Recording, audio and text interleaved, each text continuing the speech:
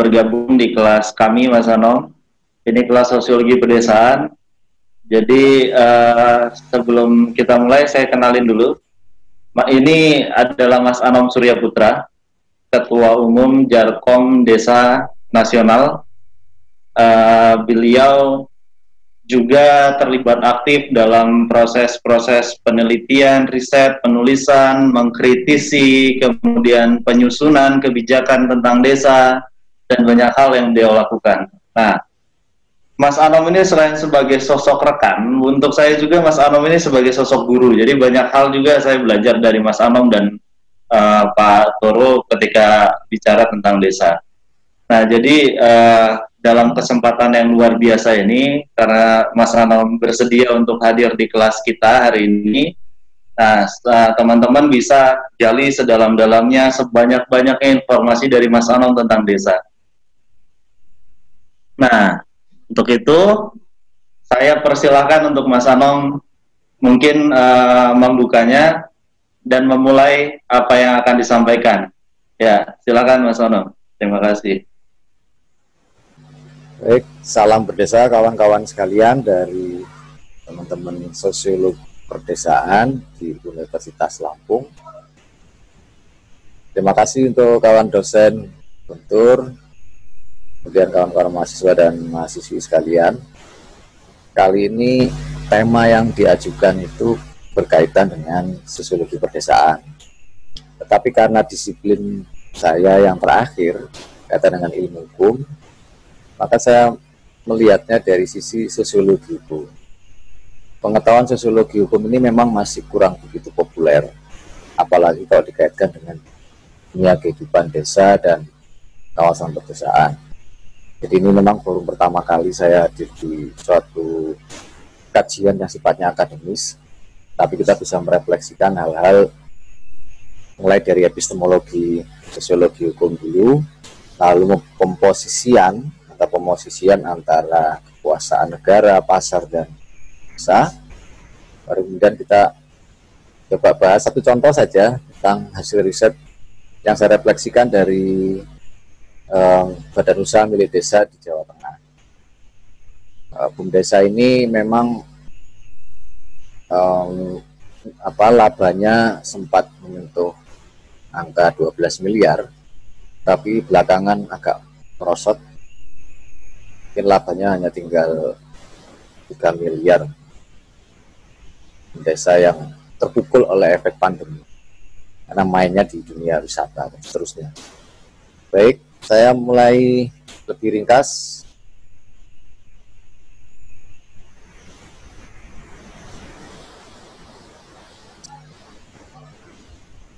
Kaitan pembahasan sosiologi hukum, desa dan kawasan pedesaan, saya awali dulu dengan pemposisian diskursus teori hukumnya. Karena selama ini kalau kita membahas tentang dunia desa itu tidak lepas dari undang-undang desa. Lama-kelamaan undang-undang desa ini malah dianggap secara tekstual gitu, perjuangannya, implementasinya, dan seterusnya. Tapi pendekatan desa tidak melulu hanya lewat aturan hukum. Oleh karena itu, saya sajikan dulu pemetaannya tentang diskursus teori hukum. Ada beberapa aliran atau mazhab berkaitan dengan teori hukum. Nanti akan bermanfaat untuk melihat sejauh mana desa dan kawasan pedesaan itu dilihat dari aliran-alirannya. Yang pertama adalah positivisme hukum. Di sini kalau kepentingannya yang bermain, kalau teman-teman mahasiswa itu bisa mencandra diskursus yang ada tentang desa, kepentingan di balik itu adalah pemurnian hukum.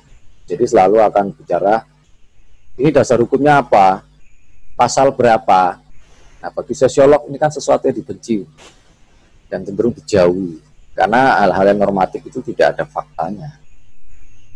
Nah, oleh karena itu, kita melihat kepentingan-kepentingan yang ada di balik teori hukum itu cenderung mengarah pada konteks pemurnian hukum. Teoritisasinya seperti Hans Kelsen yang sangat dominan dianut di negara kita. Kemudian hasil yang diharapkan itu validitas kaidah hukum.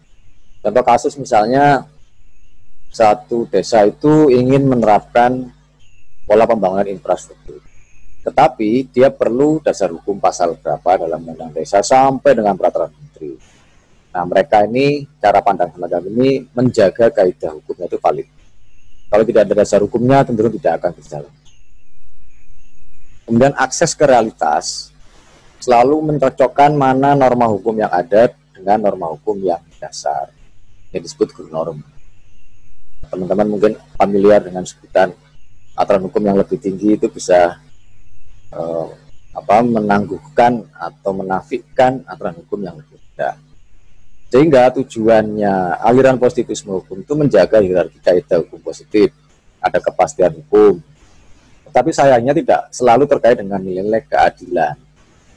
Oleh karena itu, kalau kita membahas desa, perdesaan, dan seterusnya, kalau hanya dari undang-undang desa, cenderung akan jatuh pada pendekatan positivisme hukum. Semata-mata kembali ke aturan saja.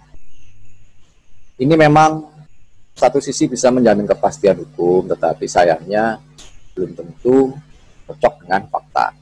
Ketegangan antara fakta dengan norma ini kemudian terus mengemuka sampailah pada diskursus teori hukum yang kedua, yaitu hermeneutik hukum. Kepentingannya praktis. Biasanya kalau teman-teman bergaul di pemerintahan, mungkin Mas Guntur juga pernah lama menjadi tim ahli di Kementerian Desa. Kepentingannya yang ada di balik penafsiran-penafsiran undang-undang desa itu sifatnya praktis. Maka hasil yang diharapkan ya interpretasi. Bagaimana misalnya nyusun juklak, juknis. Kalau juklak saya suka memelesetkan petunjuk pemalakan. Juknis itu ya petunjuk yang tidak teknis. Kalau tupoksi ya tujuan pokok yang tidak fungsi. Karena sudah ditulis tapi tidak pernah dilakukan. Nah, akses menuju ke realitas desa itu cenderung dibatasi hanya pada pemahaman arti. Jadi bahasa hukumnya apa dalam undang-undang itu? Ataukah misalnya gini, pembangunan kawasan pedesaan dilakukan oleh pemerintah pusat, daerah, dan seterusnya. Maka para pelaku atau aktor kebijakan itu akan cenderung melihat dengan cara hermeneutika hukum. Kira-kira kalau saya beri bantuan 50 juta ke desa, itu bahasa hukumnya apa ya? Lalu BUMDesa yang layak itu seperti apa? Nah, dia buat imajinasi indikator-indikator BUMDesa yang layak diberikan bantuan, entah bantuan modal atau bantuan alat. Nah, tujuannya pemikiran teori hukum yang semacam ini atau hermeneutika hukum menjaga intersubjektivitas. Lingkupnya adalah pada konteks pengambilan keputusan, khususnya di peradilan. Oleh karena itu kadang-kadang ini refleksi dari pemahaman saya bahwa kalau kita melihat undang-undang desa dan kaitan dengan aliran hermeneutika hukum, itu lebih cocoknya untuk peradilan. Misalnya kalau satu sosok kepala desa itu dituding korupsi. Saya pernah ketemu dengan seorang kepala desa. Dia dituding korupsi itu. Tetapi sebenarnya yang ditangkap itu bendahara desa yang sedang jalan di bank, lalu di situ ada intelijen kepolisian yang sedang mengikuti. Setelah keluar dari bank, uang yang diterima dari bank itu berkurang. Setelah diusut ternyata uang itu diambil oleh otoritas bank, teller, yang diperintah oleh pejabat supradesa. Nah, ini permainan secara ekonomi politik sangat berbahaya, sehingga berujung ke pengadilan. Nah, di pengadilan itulah terjadi pola penjagaan intersubjektivitas untuk pengambilan keputusan. Siapa yang korup dan tidak. Tapi beda kalau sosiolog. Kalau dia melihat ada kasus korupsi, dilawannya bukan dengan dimasukkan ke penjara, tapi dilawan dengan demokrasi. Jadi partisipasi politik lebih mengemuka di desa. Dan yang terakhir ada mazhab realisme hukum. Realisme hukum ini kepentingannya teknis. Ini sangat mendekati yang disebut kajian-kajian sosiologi pedesaan. Karena saking teknisnya kepentingannya, maka hasil yang dibayangkan, kalau teman-teman kerja satu saat nanti, itu mencari informasi ekstra legal. Contohnya sekarang, misalnya, program BLT dana desa. Siapa yang miskin dan tidak miskin, itu yang penting. Supaya ada serapan, menunjukkan pemerintahan itu bekerja, menggaji warga yang tidak perlu bekerja. Ini kan paradigma negara kesejahteraan. Biasanya di era-era krisis akan terjadi semacam itu. Nah, Analisanya yang lebih mengemuka adalah analisa empiris. Mayoritas sosiolog cenderung akan melihat desa itu dari perspektif realis. Hanya sayangnya tujuannya cenderung menjadikan satu instrumen kebijakan sebagai kontrol perilaku masyarakat. Jadi berbagai kebijakan yang ada, sekalipun teman-teman itu mengambil datanya dari lapangan secara empiris, tujuannya adalah mengendalikan lagi masyarakat desa. Sehingga cenderung desa dianggap bawahan, dianggap sebagai pemerintahan yang perlu diatur-atur dan tidak punya napas. Ini sekilas diskusi teori hukum. Lalu kita melihat bagaimana rekonstruksi sosiologi hukum dan diskursus desa. Jarang sekali dipelajari ya, misalnya di sosiologi hukum itu cenderung hanya mendekati hukum dari segi sosiologis, jadi disebut hukum sosiologis. Kalau hukum sosiologis itu pandangannya melihat masyarakat ya dari aturan lagi, melihat aturan dari sisi persepsi-persepsi masyarakat. Tetapi dalam kajian sosiologi hukum yang sebenarnya itu ada 3 aliran, bahkan 3 pemaknaan. Yang pertama, hukum sebagai institusi. Fokus kajiannya itu adalah hubungan antara hukum dan masyarakat. Ini pola lama yang memang dianut sejak tahun 60-an, 70-an yang masuk ke Indonesia. Sosiolog yang berbasis melihat hukum sebagai institusi itu akan berusaha untuk meneliti begini. Adakah nilai-nilai solidaritas pada desa? Ada nggak nilai solidaritas pada komunitas masyarakat? Dia murni kalau kita sebut hukum sebagai institusi, maka pemahamannya adalah fokus pada solidaritas. Dia tidak bicara tentang pasal-pasal Undang-Undang Desa pasal 9 misalnya tentang kewenangan desa dan sebagainya. Tidak. Tapi dia fokus betul apa yang terjadi di desa itu tentang nilai-nilai solidaritas. Apakah di Lampung desanya masih ada solidaritas? Bagaimana dengan tipe-tipe desa yang transmigran? Adakah solidaritas di sana? Apakah solidaritas berbasis daerah asal? Ataukah memang sudah ada hubungan-hubungan lain solidaritas di sana dengan komunitas masyarakat asli? Dan yang kedua, itu makna secara sosiologis hukum sebagai medium. Fokus kajiannya hukum dan pembangunan. Itu juga tahun 70-an, 80-an, 90-an banyak mengemuka di kajian sosiologi hukum. Apa rekonstruksi yang diharapkan secara gagasan? Sosiolog hukum yang melihat hukum sebagai medium akan fokus pada pelembagaan hak-hak kolektif desa. Hak-hak kolektif desa itu misalnya begini. Teman-teman melihat desa itu jangan pemerintah desanya, bukan balai desanya, bukan orang yang membawa proyek ke desa, tetapi kesatuan antara pemerintah desa dan masyarakat desa. Tidak bisa melihat desa hanya masyarakatnya. Tidak juga bisa melihat desa hanya pemerintahannya. Nah, di sini pelembagaan hak-hak kolektif, kesatuan antara pemerintah dan masyarakat itu masuk ke dalam sistem. Sistem ini maksudnya adalah kekuasaan negara dan pasar. Kekuasaan negara itu ada parlemen, ada kekuasaan judisial, kekuasaan administratif seperti birokrasi. Nah, ini perjuangan-perjuangan hak kolektif ini yang diteliti oleh sosiolog hukum pedesaan yang melihat hukum sebagai medium. Nah, yang ketiga, ini agenda kontemporer sebenarnya mulai abad ya sekitar abad 20-21 itu, melihat hukum sebagai medium integrasi sosial. Fokusnya hukum dan demokrasi. Dia tidak bicara lagi hukum dan masyarakat, hukum dan pembangunan, tapi hukum dan demokrasi.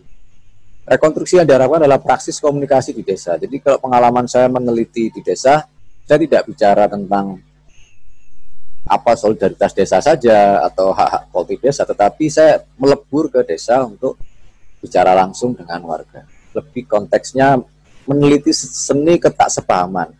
Jadi masing-masing pihak semakin tidak sepaham, semakin menarik untuk diteliti. Kemudian ada agenda yuridifikasi. Yuridifikasi ini kemampuan opini-opini publik untuk bermain di dunia regulasi, di dunia kelompok-kelompok yang ada. Jadi kalau teman-teman sosiolog pedesaan meneliti bagaimana implementasi undang-undang desa, ajukan satu proses yuridifikasi. Bisa mengusulkan satu kebijakan baru, tapi kebijakan itu berbasis dari hasil penelitian yang komunikatif. Bukan penelitian yang sifatnya hanya buat kuesioner lalu diisi selesai. Lalu dikembalikan lagi ke desa, desa baca ini maksudnya apa, menggunakan regresi dan seterusnya. Atau sebaliknya kualitatif tapi memperlakukan mereka sebagai objek yang diwawancarai. Tidak ada keterlibatan pandangan-pandangan kita untuk mengkritisi kekuasaan negara, pasar, dan termasuk mengkritisi desa sendiri. Nah, ini adalah gambar yang ringkas gitu, untuk mendudukkan posisi dan sekaligus mengkritik bahwa desa itu bukan bawahannya kekuasaan negara. Dia ada di pinggiran. Kalau Presiden Jokowi kan selalu menyatakan membangun dari pinggiran, bukan membangun dari bawahan. Jadi mohon maaf, kadang-kadang kalau diskusi desa itu di alam bawah sadarnya masih menyatakan dia bawahan. Saya kritiknya langsung ke alam bawah sadarnya aja. Desa itu bukan bawahan atau underwear. Dia itu pinggiran. Karena kekuatan pinggiran itulah dia punya dunia kehidupan yang bebas. Dalam filsafat fenomenologi, dunia kehidupan, dunia penghayatan ini sangat. Jadi di posisi kanan, ini ada dunia kehidupan.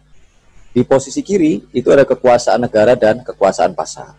Kalau kekuasaan negara, lazim kalau misalnya dibahas itu kan trias politika. Tapi gambar ini menyatakan trias politika itu kayak MPR, DPR jangan dipaksakan masuk desa. Contoh, Badan Permusyawaratan Desa disamakan dengan DPR, DPRD gitu. Tidak cocok karena dia basisnya musyawarah. Musyawarah mufakat, bukan musyawarah yang sifatnya voting. Kemudian birokrasi, kekuasaan administratif, pemerintah pusat daerah. Itu jangan disamakan dengan pemerintah desa. Pemerintah desa itu ada hal-hal yang kaitan dengan adat, tradisi, dan seterusnya. Tapi ada catatan juga untuk beberapa desa yang dibentuk oleh perusahaan. Misalnya desa-desa tipe perkebunan. Ada lahan yang besar, di dalamnya ada desa yang dibuat oleh para mandor. Nah ini dipertanyakan, ini desa yang asli atau bukan. Karena mereka patuhnya sama mandor, awalnya hanya permukiman-permukiman supaya mereka hidup di situ, bekerja, punya nafkah. Tapi tidak punya kedaulatan untuk mengatur dan mengurus dirinya sendiri. Di tengah-tengah antara kekuasaan negara dan modal, di mana dia kategori sebagai pusat, ini juga ada lawannya adalah pinggiran, itu ada ruang-ruang publik yang bebas. Misi sosiolog itu, ada irisan antara sosiolog hukum dan sosiolog perdesaan adalah menciptakan ruang-ruang publik yang bebas. Justru jangan melakukan kolonisasi bahwa desa itu bagian dari kekuasaan negara. Contoh lain tentang dana desa. Dana desa itu dianggap dananya pemerintah. Padahal bukan, itu dana yang punya haknya desa, ada kewajiban dan hal-hal moral di situ, tetapi dititipkan kepada kekuasaan negara untuk dikirimkan lagi, ditransfer ke desa. Nah, di sini akan bisa terlihat, kalau kita lihat dari pinggiran, dunia desa itu melakukan tindakan-tindakan komunikatif, yaitu yuridifikasi. Sosiolog itu bermain di sini. Sedangkan pemerintah yang bermain dalam dunia sistem, pasar juga dalam sistem, itu melakukan tindakan strategis. Ada program, ada kebijakan, ada aturan. Jadi kalau kita mengkaji desanya dari program, kebijakan, dan aturan, ini berarti tipikal dari kekuasaan negara dan pasar. Nah, kalau dari dunia kehidupan desa, cenderung dunia yang hidupannya itu bebas, bicara yang bebas, kadang-kadang tidak pakai logika, tapi juga mengalami rasionalisasi berbasis tradisi, bukan rasionalisasi berbasis kekuasaan negara dan pasar.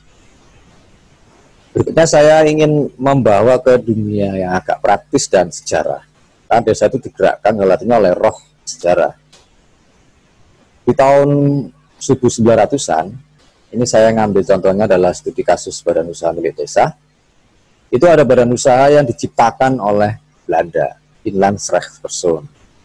Statusnya badan hukum pribumi. Bertepatan dengan wabah flu Spanyol, kurang lebih kematian yang luar biasa tahun 1900-an awal itu di Batavia sampai Jawa Timur, mati mendadak, itu yang mirip seperti pandemi sekarang. Tapi lebih hebat pandemi COVID-19 daripada flu Spanyol. Nah, pada era-era ini ketika desa didera pandemi, setelah selesai muncul industrialisasi, untuk mengatasi krisis ekonomi Eropa. Makanya kalau kita lihat desa-desa di Jawa yang banyak rel kereta api di selatan, itu sebenarnya basis eksploitasi tebu untuk menjadi gula.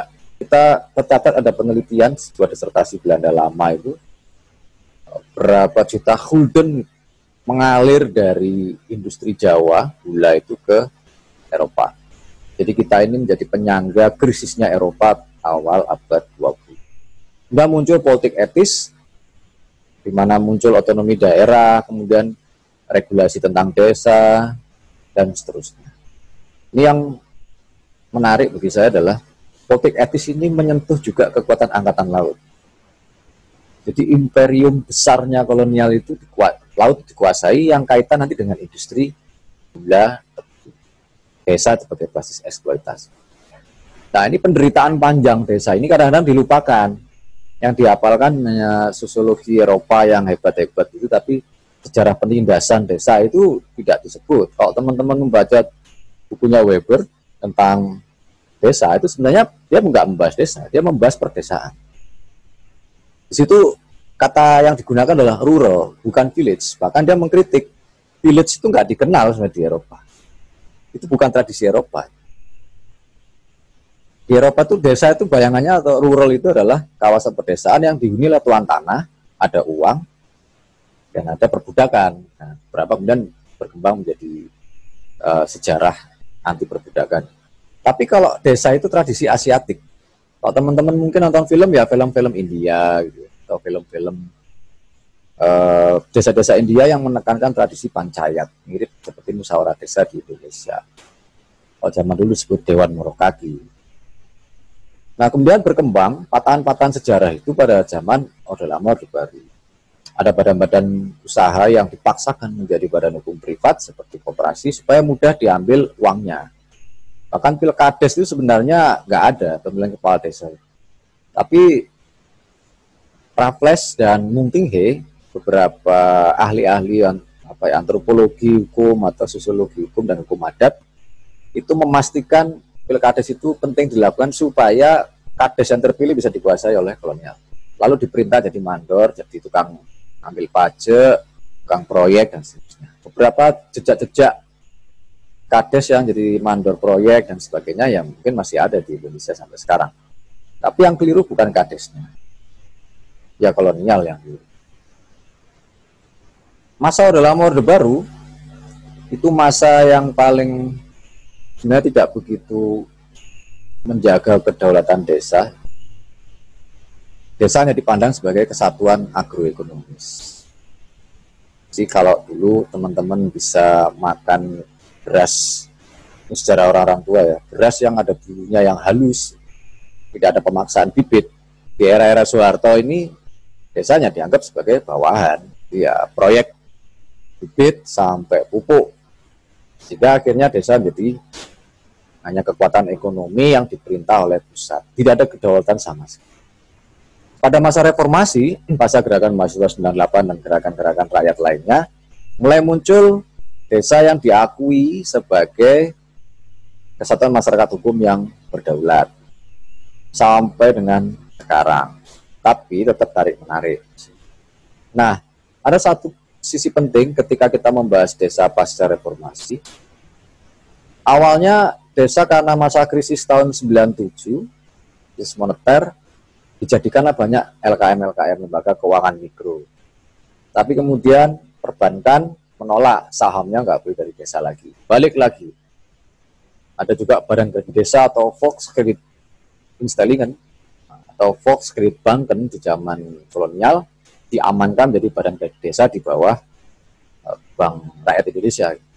Ini sampai sekarang menjadi perdebatan mau tarik-menarik, mau masuk mana. Jadi kita ini sedang mengalami cuci piring persoalan kolonial sampai sekarang. Sisi menariknya adalah kita melihat desa itu dari sisi common pool resources. Secara sosiologis, common pool resources itu dimaknai sebagai sumber daya bersama. Ada hutan, ada gunung, ada sungai. Tapi bagaimana dengan desa-desa yang tipenya urban? Ada di dekat perumahan, ada di dekat mall misalnya. Ya itu desa yang sudah tidak punya sumber daya bersama. Kemungkinan dia sudah terlalu mengalami modernisasi dan urbanisasi yang akut, sehingga dia akan sulit untuk berkembang. Solusi radikalnya memang pembubaran desa itu dan penggabungan, karena kekuatan ekonominya semakin bisa membesar. Tapi kalau dia terpisah-pisah seperti ini, efek dari otonomi daerah juga, cenderung desa akan mengecil kekuatan ekonomi. Nah, di masa pandemi, kami melihat ada perkembangan yang menarik gitu ya. Bisa jadi desa itu masih bertahan karena common resources, beda dengan orang-orang kota yang cenderung panik. Jadi tetap panik dan cemas, itu kebiasaan orang kota. Itu tidak hanya di masa pandemi COVID-19, tapi dalam konteks zaman pandemi flu burung pun kejadiannya mengalami seperti itu. Bahkan negara Inggris pun sampai kertas tisu toilet itu habis di masa awal pandemi. Tidak jelas apa hubungannya kertas tisu toilet dengan masa pandemi, tetapi kepanikan itu mampu menggerakkan hal-hal yang irasional. Nah, pemerintah pun juga mengalami tindakan-tindakan yang mencerminkan kecemasan dan seterusnya terhadap desa, sehingga tidak semua desa sebenarnya terkena dampak pandemi tetapi diperlakukan sama. Di layar ini ada satu pemilihan, yang kiri ini ada tipe desa biru. Desa biru itu desanya tidak terpapar dan tidak terdampak pandemi sama sekali. Kebanyakan posisinya itu di pedalaman dan terisolir dari lalu lintas perdagangan dan lalu lintas manusia. Mungkin kebanyakan di desa yang hutan, gunung yang begitu rimbun ya hutannya. Tetapi desa biru ini ekonominya juga cenderung subsisten atau stagnan, jadi berjalan di tempat. Pola nafkahnya ya bersawah, berhutan, berkebun. Kalau berhutan ya resikonya kadang ditangkap oleh petugas perhutani kan, dianggap ilegal. Tapi kalau sudah ada suatu kolaborasi ya mungkin tidak. Saya mengajukan untuk hak pengelolaan hutan. Desa biru cenderung tidak terpapar, tetapi sayangnya diperlakukan sama. Ini pembelajaran buat kita bahwa paradigma hukum dan sosiologi yang digunakan cenderung hanya hukum untuk mengontrol kekuatan masyarakat desa. Kurang data, tapi setelah ada data juga tidak bisa ngapa-ngapain. Kurang bisa memaknai dan seterusnya. Dan desa kuning, dia terpapar oleh pandemi, tetapi tidak terdampak. Ada satu desa, misalnya kemarin itu kena ya, hasil swab itu 1 atau 2 orang, langsung diisolasi. Kenapa muncul ada yang terkena positif pandemi COVID-19? Karena dia cenderung ada transmisi orang yang bepergian, jadi lalu lintasnya cepat sekali. Nah, bumdesa semacam ini di desa transisi atau karakter desa kuning ini juga cenderung tidak mengkota, juga tidak pedalaman. Dia jarang terkena terdampak langsung, tetapi memang ada yang terpapar. Mereka hanya bertahan lewat bersawah, berkebun, berladang, beternak, atau produktivitas lain. Yang pasti jarang ada yang jadi ojek online. Mungkin ada kalau jalannya bagus, sinyalnya bagus. Sinyalnya bagus kalau naik pohon dulu. Tapi teman-teman jangan kaget ya, ada satu desa yang towernya tinggi gitu ya, di sebuah lokasinya tapi nggak ada sinyal. Entah towernya itu ke arah sinyal mana gitu. Jadi desanya sama sekali nggak ada sinyal. Nah, dan desa hijau. Desa hijau ini tidak begitu terpapar, juga tidak terdampak, tetapi tipikalnya ini keliru tulis. Desa hijau itu terpapar tapi tidak terdampak. Desanya desa urban. Ini yang paling besar ini menurut saya. Itu efek PHK dari kota. Jadi pada awal-awal pandemi itu kan pas menjelang bulan puasa dan Lebaran. Jadi mulai orang bisa di Jawa itu kan kelihatan sekali jalur padat itu. Bis-bis yang gelap, naik mobil misalnya, diam-diam pulang. Karena yang paling aman itu hanya di desanya. Bisa numpang makan dan numpang minum. Maka programnya adalah ketahanan pangan. Artinya tahan tidak makan. Atau makan ikut tetangga di desanya. Sehingga banyak orang-orang di kota pulang ke desa. Ini yang disebut desa menjadi korban pandemi yang cukup parah karena menerima orang-orang yang selama ini menjadi perantau yang di kota sudah nggak ada kerjaan lagi, kena work from home dan sebagainya, akhirnya pulang ke desa jadi bukan WFH tapi WFS, work from sawah. Nah, yang terakhir itu desa merah, ini terpapar juga terdampak. Saya pernah lihat satu berita, desa itu diblokir benar-benar, makanan disuplai dari luar. Cenderung desa ini dekat dengan perkotaan dan memang menerima imbas langsung dari efek-efek kematian ekonomi di kota selama awal pandemi. Total desa ini ekonominya terhenti, nggak ada apa-apa udah, nggak bisa ngapa-ngapain, hanya mengandalkan bantuan satu truk untuk konsumsi makanan beberapa saat. Nah, kawan-kawan sekalian, ini cerita representasi dari kondisi desa yang terpapar. Maka kalau melihat begini ini, pandangan sosiolog perdesaan maupun sosiolog hukum, jelas tidak mungkin itu melihat desa itu dari pucuk Monas, tapi melihat langsung harus dari dekat. Tidak mungkin juga melihat desa itu hanya dari aturan-aturan undang-undang desa, tapi langsung melihat kondisi di lapangan. Tetapi juga langsung jangan percaya bahwa desa itu mengalami ABCD. Kita harus betul-betul melakukan praksis komunikasi. Ya, sebagai catatan pembuka saja, karena di slide berikutnya akan banyak agak lebih teknis. Ada resiko-resiko faktual yang perlu kita sajikan beban diskusi. Ya. Desa yang kuat di usaha simpan pinjam, itu memang di masa pandemi awal banyak yang minjam, tapi tagihannya macet, pendapatan menurun, rugi, mau ditagih nggak enak, teman dan tetangga sendiri kadang masih kerabatnya. Ini suka duka jenis usaha simpan pinjam atau simpan pinjam perempuan, SPP, atau ada yang mengkritik kok simpan pinjam perempuan, kelompok perempuan simpan pinjam.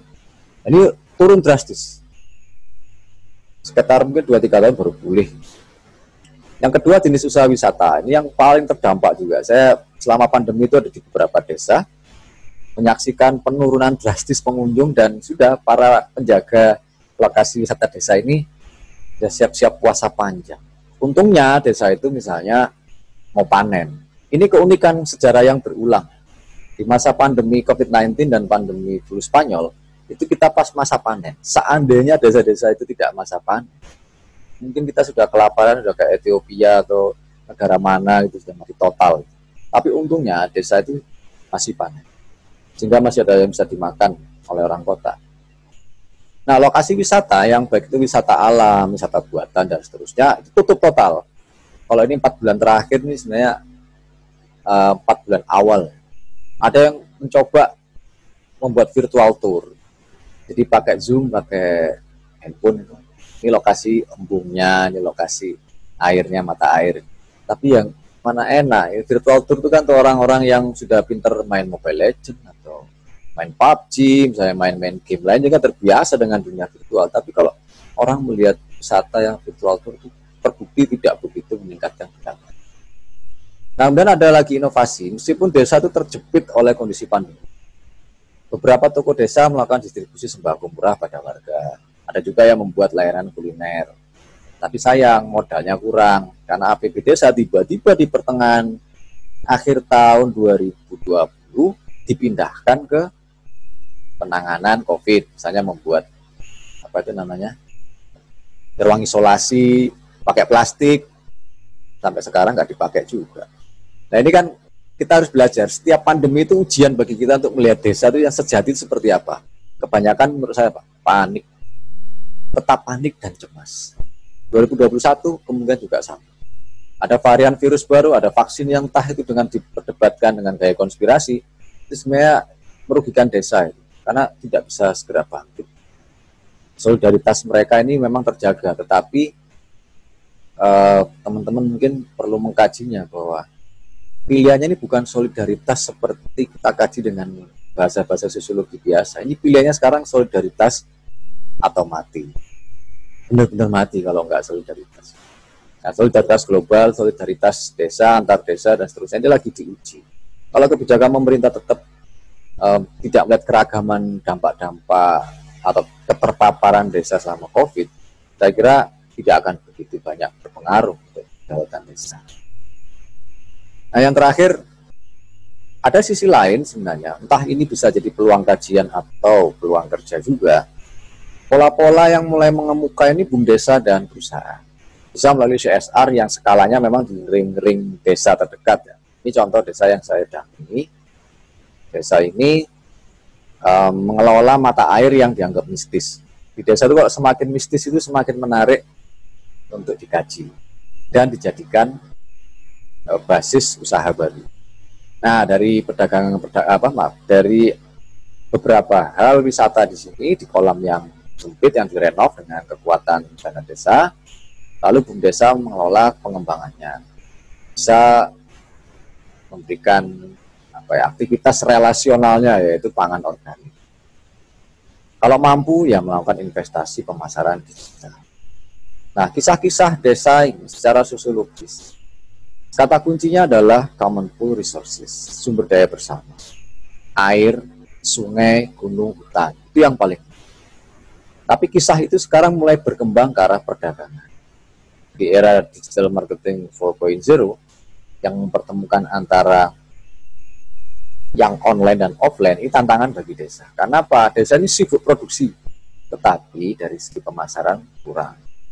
Dari segi solidaritas sedang mengalami tekanan-tekanan untuk sekedar mengatasi kepentingan-kepentingan pragmatis, satu penyaluran uang dan seterusnya. Tapi beberapa desa yang digerakkan oleh kaum muda, beda lagi ceritanya. Mereka lebih basisnya ke arah demokratisasi. Nah, ini peluang bagi teman-teman sosiolog perdesaan. Kalau ingin meneliti, coba lihat barisan kaum mudanya. Kalau pasif, terus kemudian sesepuhnya lebih dominan, mungkin mereka tipe desa yang subsisten, tetapi sama sekali tidak ada inovasi baru. Kalau ingin membuat satu gebrakan gitu ya di desa yang berdesa atau kawasan perdesaan yang dipetakan sedemikian rupa, kita petakan anak-anak muda. Saya sendiri cenderung prihatin ya, beberapa teman yang pulang ke desa itu setelah kuliah yang nganggur. Kenapa? Karena dia terasing dengan ilmunya sendiri. Selama ini kuliah tidak menyentuh realitas di desanya. Begitu masuk ke sana, membawa ilmu yang justru menjadi beban bagi dirinya. Nah, sebagai pemicu diskusi, kira-kira seperti ini. Untuk langkah-langkahnya kita bisa diskusi secara teknis saja, karena saya sendiri melihat perkembangan keilmuan sosiolog perdesaan ini kan masih berbasis kawasan. Kata perdesaan sendiri atau pedesaan itu kan, pedesaan itu istilah lama, kalau perdesaan itu istilah baru. Kita dulu pedesaan itu ingatannya ya angkutan pedesaan, sekarang pakai perdesaan. Nah, perdesaan itu hanya melihat desa itu sebagai satuan-satuan kecil dalam satu hamparan. Tapi manusianya nggak ada. Makanya cuma digaris, dikasih gambar, delineasi kawasan, ini desa A, desa B. Ayo kita dekatkan, ayo kita beri bantuan. Nah, ini yang disebut tindakan strategis menggarami lautan. Karena manusianya nggak ada. Kejadian lagi tipe-tipe desa perhutanan. Dulu ternyata kalau gambar hutan itu kan pakai spidol, pakai peta, selisih sekian milimeter saja itu sudah menghantam garis desa, batas-batas. Sehingga sampai sekarang ada yang batas desa diterjang oleh batas-batas kawasan desa perhutanan tertentu. Ini problem terakhir kami diskusi di Kementerian Desa itu, desa tipe-tipe yang di kawasan perhutanan itu cenderung harus direvisi petanya. Karena peta-peta lama itu nganggapnya ini kan forestry itu, Indonesia itu kan negara hutan. Tapi sebenarnya aturannya lebih lebat daripada hutannya. Nah, negara hutan ini kadang-kadang melanggar batas kedaulatan desa ini. Sehingga desa itu nggak kelihatan, manusianya nggak dianggap ada. Yang benar adalah hutan milik desa. Beberapa hutan milik desa dikembalikan ke desa. Bukan hutan desa. Kalau hutan desa itu cenderung akan desa akan mengajukan pengelolaan. Ini konflik desa hutan yang sangat penting untuk segera diselesaikan. Dan yang kedua, desa tambang. Ini kan ramai nih beberapa bulan terakhir penangkapan dan pembubaran tambang-tambang ilegal. Kalau desa ini kan cuma dapat sisanya sisa ya, galian C, ya, cuma batu, sirtu ya, pasir dan batu. Syukur-syukur ketemu jimat. Nah, Ini kalau desa yang menambang emas bagaimana? Satu hari misalnya mereka dapat 1 kilo emas. Tapi untuk hak mereka mengelola itu dianggap ilegal karena pendekatannya ya tadi sosiologi perdesaan, ilmu kawasan pedesaan yang cenderung memetakan ini kata kawasannya A, bukan desa yang berhak. Kan kacau ini. Itu bisa-bisa penganggurannya lebih tinggi karena mereka pola nafkahnya bangun tidur yang gali emas. Nah, pola-pola konsensus antara kekuasaan negara, pasar, terutama perusahaan-perusahaan besar ya yang main di emas, kemudian desa di situ, beberapa desa di situ perlu untuk segera berkonsensus. Sejauh mana desa itu bermain di pertambangan, tidak hanya emas, ada nikel, ada tembaga, dan seterusnya. Ini kan akan membawa pada diskursus desa melawan dunia kapitalisme pertambangan. Nah, kalau di Undang-Undang CK saya lihat tidak keluar memang desa langsung bisa mengolah pertambangan karena memang itu aset yang paling dijaga oleh kekuatan korporasi. Tapi bukan berarti desa tidak bisa mensiasati itu. Desa bisa saja mendirikan unit usaha PT untuk mengurus izin pertambangan. Nah, kawan-kawan sekalian, banyak hal yang bisa kita mungkin gali. Saya kurang begitu banyak meneliti Lampung. Nah, terakhir saya tahun 2003 mungkin ya, saya sebuah desa di Lampung, mungkin daerah Waikanan dan seterusnya. Banyak orang trans, tanahnya keras, karakter orangnya pun juga keras, kaku gitu. Tapi benar mungkin tipe desanya lebih desa-desa yang lebih menurut pada supradesa, bukan tipe desa yang inovatif. Tapi saya melihat ada satu ya di Facebook, itu kepala desa yang cukup radikal ya menurut saya. Jadi dia membongkar beberapa common resources menjadi kawasan wisata yang apik, terus berusaha membuat industrialisasi tapi skala lokal desa, entah itu keripik atau apapun, menjalin kerjasama dengan para pemilik modal di luar desa. Sejauh mungkin dia menguntungkan. Tapi itu saya lihat kepala desanya memang orang yang paham ya bisnis, mampu membangun relasi politik dan mampu menyeimbangkan aja kekuatan warga. Ini tantangan mungkin desa Wonomarto atau apa ya, saya lupa, agak-agak bau Jawa gitu. Ini menarik untuk diteliti. Saya kurang begitu masuk ke dunia desa dan kawasan pedesaan Lampung. Nah, tetapi ada satu catatan sejarah, Lampung adalah salah satu basis Dedemit. Itu barisan desa-desa melek IT, melek information technology. Itu kalau disingkat dulu Dedemit. Nah, kalau barisan Demit itu ada di Jawa yang bagian Banyumas. Itu kelompok desa yang main di dunia teknologi informasi. Mudah-mudahan jejak-jejak digitalnya atau jejak-jejak desa yang di Lampung ini pernah bermain di dunia teknologi masih bisa terbaca oleh kawan-kawan di Unila. Terima kasih, saya kembalikan ke kawan Guntur, kawan dosen Guntur dan ketua kelas. Oke, terima kasih Mas Ano. Paparannya menarik ya teman-teman. Jadi ada sebuah realitas tentang desa hari ini yang kemudian kita dengar dari Mas Ano. Ternyata pasca pandemi ya begitulah desa. Jadi memang ada beberapa ahli dalam sosiologi pedesaan juga yang mengatakan bahwa dalam pandemi bentengnya Indonesia itu seharusnya ada di desa. Tapi ya model kebijakan kita yang terpusat di kota yang kemudian di wilayah pusat yang kemudian akhirnya kita menomor sekiankan pertahanan kita di desa, fokus pada penanggulangan pandemi di wilayah perkotaan. Nah, tadi yang dipaparkan Mas Anom adalah bagaimana kita melihat relasi antara negara dengan desa. Kita lihat kemudian bagaimana sosiologi itu memiliki fungsi dalam menciptakan ruang-ruang publik di desa. Ruang publik ini kalau dalam beberapa tulisan yang dipunya sama Prof. Paulus Wirotomo itu yang disebut dengan ruang proses. Jadi ada struktur, ada kultur, ada proses. Nah, ruang publik inilah yang kemudian kita memang harus siapkan untuk masyarakat desa supaya mereka punya dinamika dalam berdiskusi, proses diartikannya berjalan dengan lancar dan baik, dan itu yang menjadi kunci dari keberhasilan dalam pola penguatan dan pemberdayaan masyarakat desa. Nah, oke, kemarin saya sudah minta ke teman-teman Mas Anom untuk buat pertanyaan-pertanyaan singkat ya, dari bahan yang sudah Mas Anom share ke saya dan sudah saya bagikan juga ke kawan-kawan. Silakan teman-teman yang mau menyampaikan pertanyaannya. Silakan.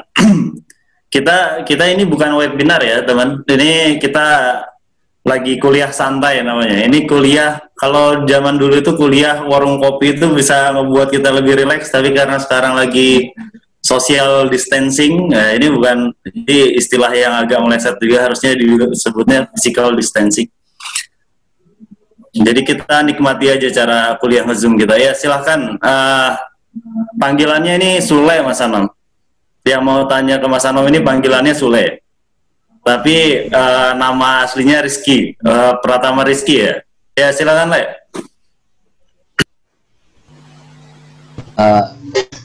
Baik Pak, tadi saya udah menonton video unggah ke YouTube yang isi 28 Oktober itu ya, yang membahas tentang desa. Saya tuh masih bingung Pak dengan Timoho itu apa ya Pak ya? Saya soalnya belum kenal di mazhab Timoho itu. Terima kasih Pak.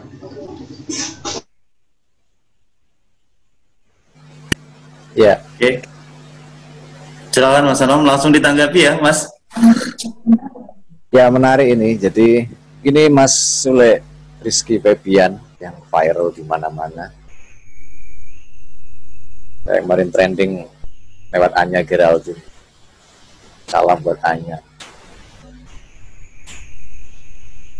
Mazhab Timoho itu sebenarnya mencerminkan seperti kritik dari kalangan kampus tentang situasi desa yang tidak berdesa. Nah, salah satu pencetusnya memang para dosen di sekolah tinggi bangunan desa, sekolah tinggi ya pembangunan desa APMD di Yogyakarta, satu-satunya sekolah paling tua sejak tahun 40-an yang berdiri hanya fokus untuk mempelajari desa. Mereka juga menghasilkan banyak naskah-naskah penelitian, naskah-naskah kebijakan untuk memperjuangkan undang-undang desa. Nah, mazhab Timoho kebetulan karena kampusnya itu ada di Timoho. Nah, basisnya mahasiswa dan kampus yang memperjuangkan desa ada di sana. Secara substansi, gagasannya adalah membawa urusan desa ini ke kampus dengan cara yang tidak melulu ilmiah, tetapi menggunakan 5 term yang kalau kelihatannya akan seperti spiral hermeneutik. Selama ini pandangan tentang desa itu kan menggunakan pola cara pandang government, pemerintah. Jadi kalau sosiolog, orang yang basisnya ilmu pemerintahan, ilmu hukum misalnya, atau sosiologi yang konservatif, cenderung akan melihat desa itu ya bagian dari pemerintah. Padahal desa itu punya kedaulatan atau obligat yang sudah menyejarah dan dia bisa punya kewenangan untuk mengatur dan mengurus dirinya sendiri. Pandangan-pandangan government ini juga mengkritisi dalam mazhab Timoho itu. Anda itu kalau berhadapan dengan desa, Anda sebagai pemerintah, Anda bersikap sebagai pangreh projo atau pamong projo. Kalau pangreh projo itu orang yang tinggal nunjuk-nunjuk saja. Itu ya, diambil sepedanya, lah itu nunjuk misalnya gitu. Atau itu ya uangnya diambil. Atau itu kerjakan aturannya.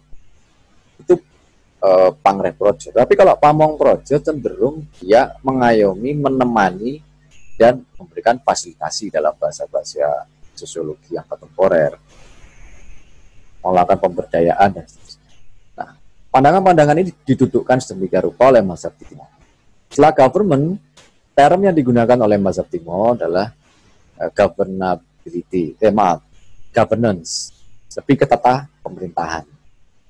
Tata pemerintahan ini melihat desa itu bagian dari tata pemerintahan yang harus diatur-atur oleh satu diskursus neoliberal atau tidak. Karena good governance itu memang diskursus titipan dari neoliberalisme. Di mana ketika kekuatan pasar menurun, maka dia masuk ke kekuatan pemerintahan supaya desa itu muncul lewat dukungan pemberdayaan komunitas. Di sini good governance itu ada relasi dengan community development. Jadi kalau kita lihat bukunya Tani Ali yang mengkritik governance dan governability dan seterusnya, itu ada bagaimana desa itu ditaklukkan hanya dengan proyek-proyek yang tertuju pada basisnya, yaitu basis komunitas. Di sini community development itu sudah ketinggalan zaman dalam konteks desa ya, karena hanya menghasilkan ternak-ternak kelompok yang diajukan untuk bantuan. Memang dari sisi antropologi pada masa-masa krisis tahun 97-98, desa itu miskin. Tapi, dalam masa krisis moneter, desa itu miskin, diasumsikan begitu, menerima dampak krisis, dan institusi kekuasaan negara itu rontok. Tidak ada yang bekerja sama sekali. Penyelamatnya adalah komunitas. Makanya proyek-proyek besar seperti PNPM, sebelumnya adalah PPK, program pembangunan kecamatan dan seterusnya, zaman SBY disatukan jadi PNPM, itu basisnya adalah pengetahuan antropologi kebijakan yang didesain sedemikian rupa, yang mengerjakan itu konsultan dan kelompok. Pemerintah desa itu cuma tukang cap karena dianggap dia sudah runtuh di kekuatannya.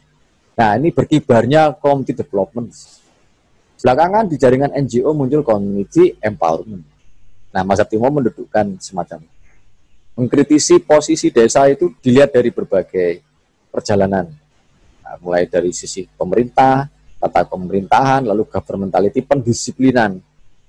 Misalnya Mas Rizky ini kepala desa, tidak pernah diinstruksi tetapi bisa menyensor dirinya jangan melakukan suatu kebijakan tanpa diperintah. Kalau era government itu kan cenderung diperintah. Kalau menggunakan governance, ada tata pemerintahannya, SOP lah, panduan. Tapi kalau governmentality, cuma buat retorika saja, itu Mas Rizky langsung disiplin melakukan atau tidak melakukan. Nah, itu terjadi di Kota Palu, Palu yang memang ada program PNPM, wilayah Sulawesi Tengah diteliti oleh Tani Ali. Nanti teman-teman bisa mengakses bukunya itu. The Will to Improve.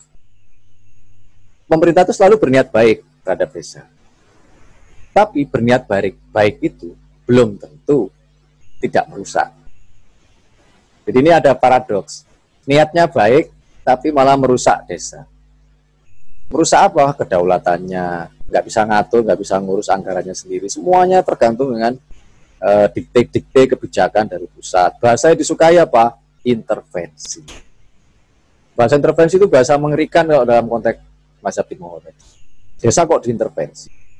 Padahal paradoksnya adalah di dunia hukum desa sendiri ada kedaulatan desa, ada kemajuan desa. Gimana mau maju kalau diintervensi? Ini bahasa-bahasa ini masih mengendon di alam bawah sadar. Butuh sentuhan Mas Sule, Pratama, Rizky, Febrian, dan Anya ya. Supaya ada pandangan-pandangan baru untuk mengkritisi. Kira-kira itu Mas Abdimo yang direkonstruksikan sedemikian rupa, sehingga kalau teman-teman tertarik, itu pilihan-pilihan untuk meneliti. Mau sisi pemerintahannya, sosiologi pemerintah tok, atau sosiologi tata kepemerintahan, sosiologi pedesaan yang dilihat dari pendisiplinan, governmentality, atau yang terakhir, sosiologi pedesaan yang melihat desa dan kawasan pedesaan dari sisi governabilitas. Kapabilitasnya desa sebagai kesatuan masyarakat hukum yang utuh itu seperti apa? Mas Rizky perlu langsung merasakan hidup sebagai orang desa, tapi yang berdesa pikirannya. Kalau hanya merasakan hidup sebagai orang desa kan, itu kan sosiolog liberal ya menurut saya. Sosiolog liberal yang diploma itu gelarnya. Karena dia setelah merasakan jadi orang desa, ya sudah, saya sudah merasakan, lalu mengklaim tulisannya sudah membela mereka. Belum tentu, dia harus masuk betul ke dalam dunia sehari-hari. Kalau PKI, zaman Aidit itu membongkar metode penelitiannya dengan begini. Metode penelitian ke desa itu dilakukan dengan 3 sama. Sama-sama makan, sama-sama kerja, sama-sama tidur. Bukan sama-sama mencari jawaban melalui kuesioner, sama-sama nyebar kuesioner, sama-sama ngitung hasilnya. Karena waktu itu PKI memperkuat partai dengan penelitian, awalnya menggunakan kuesioner. Lalu Aidit tidak puas dan mengubahnya menjadi metode 3 sama. Semua kader partai melakukan penelitian dengan 3 sama. Sama-sama kerja, ya di sawah, sama-sama tidur, ya dengan mereka. Persoalan tidurnya dengan siapa, itu silakan dirundingkan sendiri sama Mas Rizky gitu. Kemudian sama-sama makan. Ya makannya apa yang dimakan mereka? Jangan kita di desa makannya mereka biasanya pecel, lalu mintanya oka-oka bento. Itu kan terjadi benturan kebudayaan. Nah itu, tapi ternyata ujungnya sedisiplin itu saja partai politik melakukan penelitian, PKI yang lebih disiplin dari militer bahkan di zaman itu gagal juga ketika rekomendasi bukunya kan judulnya 7 Setan Desa ya. Setan desa yang dianggap gagal melakukan land reform atau reforma agraria karena ada klaim-klaim politik dan seterusnya. Gagal itu PKI. Nah, kita kan harus belajar dari cara-cara ke desa itu ternyata tidak bisa juga terlalu ideologis, memasukkan ideologi partai komunis ke dalam desa. Sudah gagal. 7 Setan Desa gagal. Mau setung dengan program desa mengepung kota itu kan terlalu dibesar-besarkan di sini. Awalnya tidak itu. Itu hanya gerilya, pasukannya Mao Zedong untuk melakukan revolusi. Tapi setelah dia berkuasa baru dibuat dramatisasi. Desa mengepung kota itu kan akhirnya dibesar-besarkan di sini. Seolah-olah kalau kita ngomong desa yang lebih aktif, agresif, progresif, revolusioner itu dianggap PKI, kan kena stigma kiri gitu ya. Padahal enggak juga. Ya desa dangdutan ya dangdutan, ya kan. Mau nyanyi lagu karisma ya nyanyi aja. Mau nyanyikan lagunya Rizky Febian ya bisa juga. Tapi mereka juga ya terima-terima saja suruh ngurusi APBD pakai aplikasi yang mumet itu. Tapi juga bagaimana pola nafkahnya bertahan.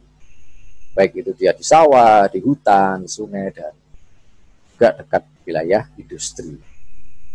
Itu Mas Rizky, Mas Abtimo, mudah-mudahan Mas Rizky bisa meneliti lebih maju dari pendahulunya. Terima kasih. Terima kasih Pak. Terima kasih banyak Mas Anam. Ya harapannya memang lebih maju dari pendahulunya, harus lebih maju dari zamannya saya juga nanti kan, supaya bisa melihat desa lebih komprehensif dan melihat desa bukan lagi sebagai sebuah target, bukan lagi sebagai sebuah objek, tapi sebagai sebuah subjek. Nah itu penting. Oke, selanjutnya ada yang mau diskusi dengan Mas Anom. Meskipun beliau lebih tua dari saya, tapi dia lebih suka dipanggil Mas daripada dipanggil Bapak. Ada Om aja, Om. Dipanggil Om, boleh ya? Oke, ada yang mau diskusi lagi sama Om Anom? Tadi ada yang mengacung tangan tadi ya.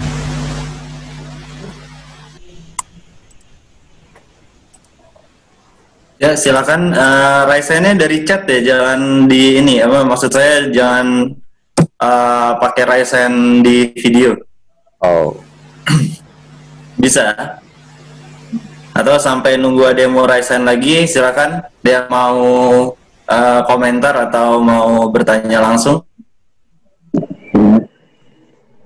Ya, Cerisa, silakan. Oh, ini kompak banget Cerisa memang sama Sula ini ya. Kan tadi saya nonton video Pak yang Sumpah Pemuda itu. Terus jelasin kalau misalnya pandemi ini menghancurkan kapitalisme. Nah, pandemi di situ juga dijelasin kalau misalnya pandemi ini apa sih? Pandemi ini salah satu komunisme yang paling besar katanya kayak gitu. Nah, terus kan emang benar sih Pak, kayak di masa pandemi ini banyak usaha yang gugur, banyak yang usaha yang hancur.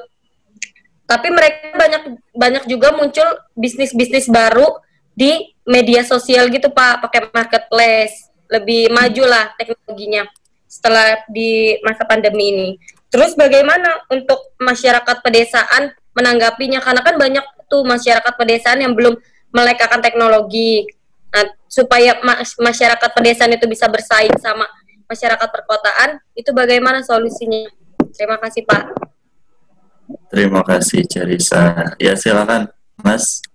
Oh, Om Anok. Ya, makasih Cerisa. Jadi yang pertama, video itu kami memperdebatkan tentang satu pikiran filsafat psikoanalisis. Ini saya dekatkan. Ini tulisannya Slavoj Žižek, salah satu filsuf yang paling berbahaya di abad ini.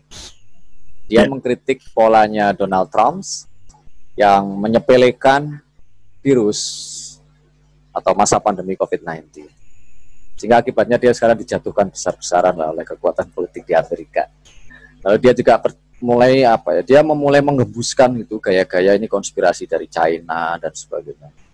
Nah, secara filosofis kita membaca bahwa masa pandemi ini tidak bisa diatasi dengan cara menyepelekan atau bahkan panik. Jadi kalau panik dan cemas itu tanda menyepelekan virus. Lalu bagaimana tentang keruntuhan kapitalisme? Itu juga dikritik oleh Zizek. Kalau kita membayangkan bahwa ini kapitalisme neoliberal yang di masa pandemi tumbang, itu pengertiannya begini, munculnya solidaritas baru dalam bentuk sistem kesehatan global. Misalnya Perdana Menteri atau pejabat kementerian di Iran yang kena gitu ya. Sambil tubuhnya sudah agak bergetar gitu, kena virus, dia tetap pidato perlunya sistem kesehatan antar negara. Ya itu kan berarti tidak setuju dengan cara-cara Trump yang anti Iran misalnya. Ini soal pandemi ini singkirkan dulu kebijakan-kebijakan yang berperang itu. Nah di sisi lain Slavoj Žižek ini memang tukang kompor yang luar biasa kalau kita lihat di channel YouTube. Wah ini adalah era the new communism, komunisme baru. Tapi setelah saya dengarkan itu bukan komunisme yang kita pahami di sini. Ini komunisme total itu maksudnya solidaritas global. Karena kalau komunis yang dipahami abad 19 dan 20 awal, itu menurut dia sama dengan, gini, kalau orang menganggap pandemi ini semua bersatu dalam bentuk masyarakat tanpa kelas seperti komunisme lama, itu sama aja orang liberal yang sertifikasinya diploma. Jadi dia nggak paham dunia itu. Tapi yang penekanannya adalah dia menyarankan ada satu pola kesadaran global, baik kesehatan global dan seterusnya. Bahwa pandemi itu nyata karena kita lihat ada yang mati, ada yang terkena, dan secara sains kita mulai tumbuh kepercayaan itu. Nah, kemudian bagaimana dengan dampak ekonominya? Memang kalau kita mengikuti gagasannya Zizek, dampak terbesar ini ekonomi. Ya dia sebut bahwa ada virus lain selain virus pandemi COVID-19, yaitu virus hancurnya kapitalisme. Harga saham anjlok, semua bisnis anjlok, krisis negara hukum di Eropa berjalan lebih duluan daripada kita. Kita sekarang baru mengalami krisis negara hukum, saling tidak percaya, saling konflik parlemen dan seterusnya. Di sana lebih duluan. Tender asal penunjukan langsung untuk mengatasi pola-pola kemelaratan selama pandemi. Sana sudah tudingan korupsi, kita baru mengalami itu. Jadi kita ini sekarang sebenarnya hanya mengalami delay effect atau efek tunda dari krisis-krisis pandemi di Eropa. Hanya sekian waktu lah kita akan mengalami. Lalu bagaimana dengan marketplace yang didengung-dengungkan? Marketplace ini kan terlalu rimbun ya. Saya melihat misalnya 2 tahun terakhir beberapa teman di desa itu dilatih oleh beberapa startup marketplace, mungkin Tokopedia, diajari membuat Facebook Ads dan seterusnya, Bukalapak misalnya. Tetapi cenderung setelah dagang di situ nggak ada yang beli. Siapa yang mau beli? Desain-desain teman-teman desa itu, entah BUMDesa dan seterusnya, kalah oleh desain-desain yang lebih canggih. Jadi ini bukan soal orang tidak mampu. Mereka mau mengikuti perkembangan-perkembangan dalam dunia marketplace. Mereka mulai IT. Oh iya, kalau menghasilkan uang kenapa tidak? Banyak kok ibu-ibu, mama-mama muda itu yang saya lihat bergerak di desa untuk jualan apapun lah ya, mulai keripik sampai. Saya pernah memfasilitasi itu juga. Tapi sayang, ini proses digitalnya itu kurang masif. Gimana mau marketplace? Sinyal aja itu masih naik turun dan harus nebeng di balai desa misalnya untuk mendapatkan sinyal. Kuota, para pejuang kuota juga begitu. Nah, ini kendala terutama desa-desa pegunungan. Banyak tower-tower yang tidak mendukung ekosistem digital, konteksnya marketplace itu. Belakangan saya lihat memang Kementerian Desa membuat aplikasi. Sebenarnya kepentingannya mereka adalah untuk melakukan registrasi desa, usahanya apa gitu ya. Tapi sekaligus juga membuka satu akun gitu bagi mereka untuk memasarkan. Persoalannya sekali lagi, kalau semua sudah terkumpul dalam aplikasi digital apps, lalu kemudian itu akan menjadi satu perkembangannya big data dan mungkin IoT ya, Internet of Things. Siapa yang beli?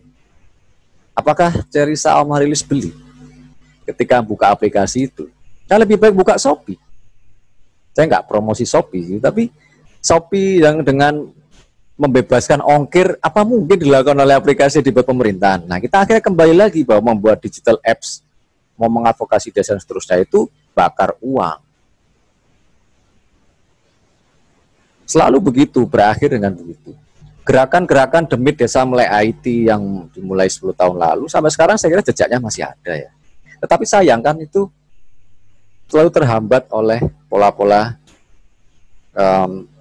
pasar itu tidak perlu tidak perlu bersikap untuk segera memfasilitasi desa itu seperti apa. Paling hanya mengajari membuat desain lalu mobilisasi lewat hashtag dan seterusnya.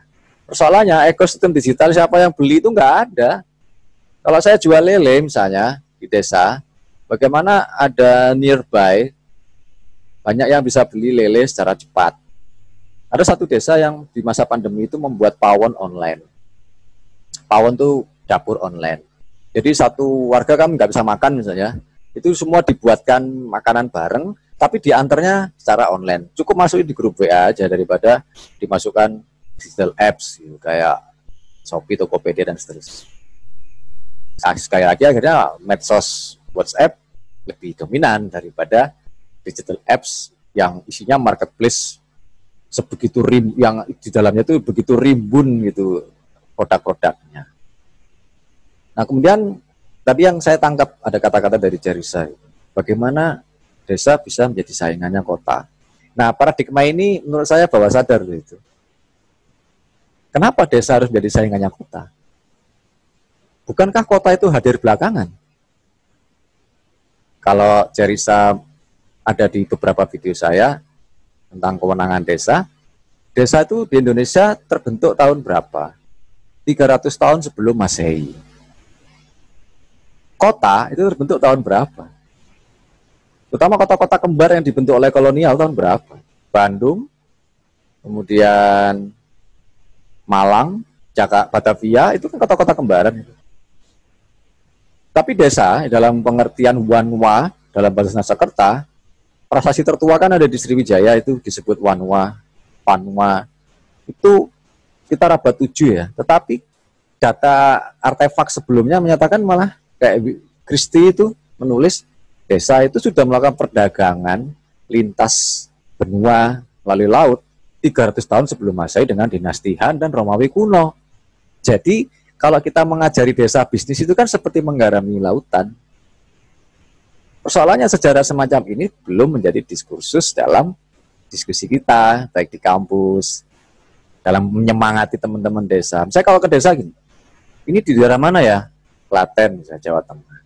Saya lihat cek daerahnya ini, saya teliti, saya cek di Universitas Leiden online, peta desa kolonial tahun 1800-an.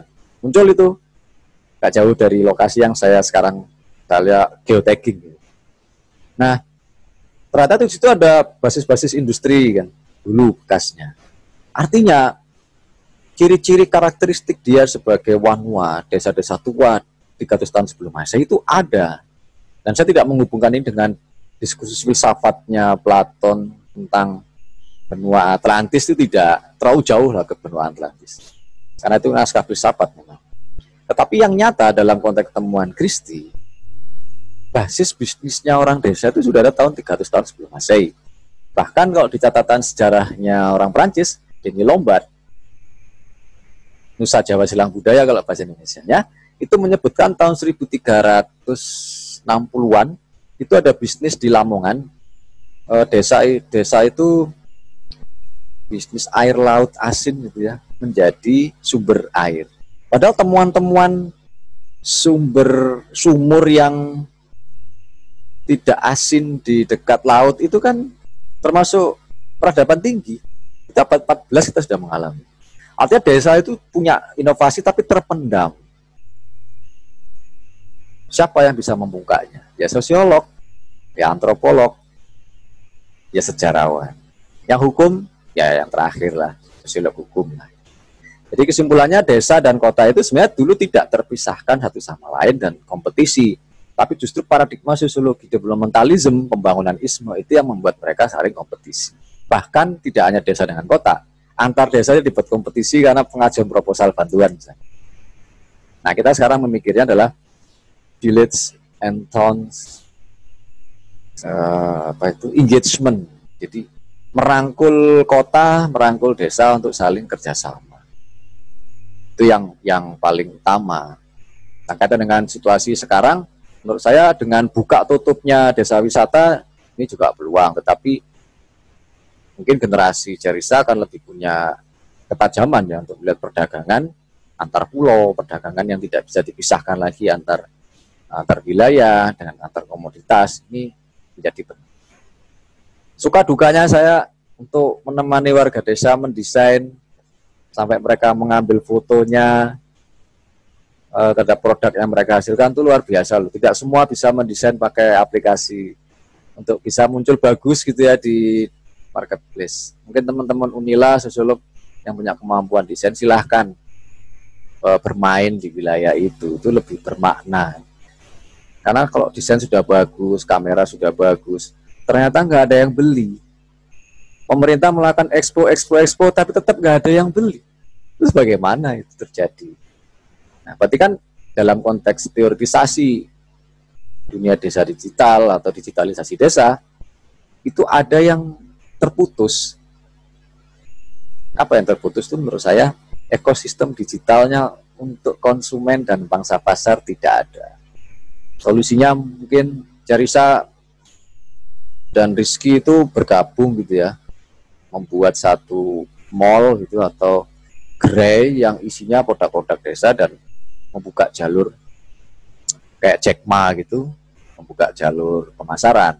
Karena kisah yang selalu digembar-gemborkan ke teman-teman itu kan keberhasilan Jack Ma memberdayakan desa di China.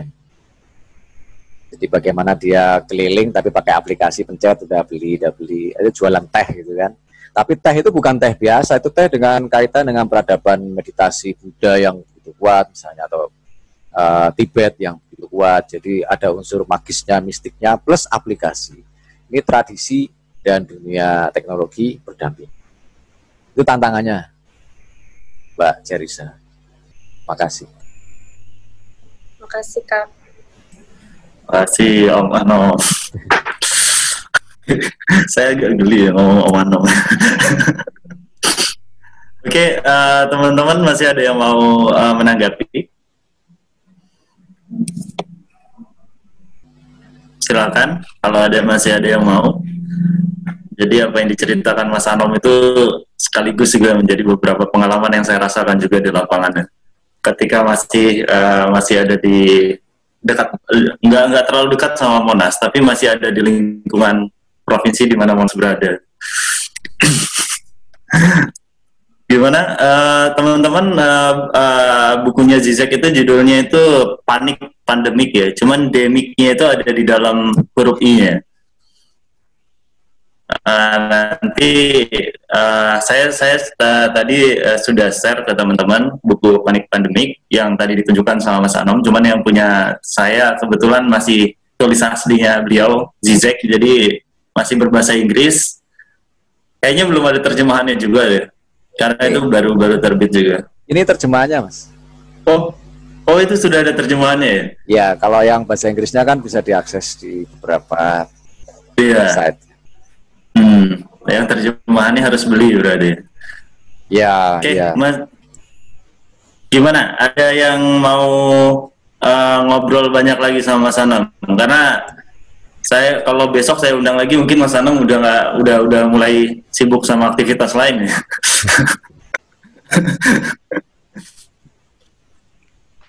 Gimana teman-teman?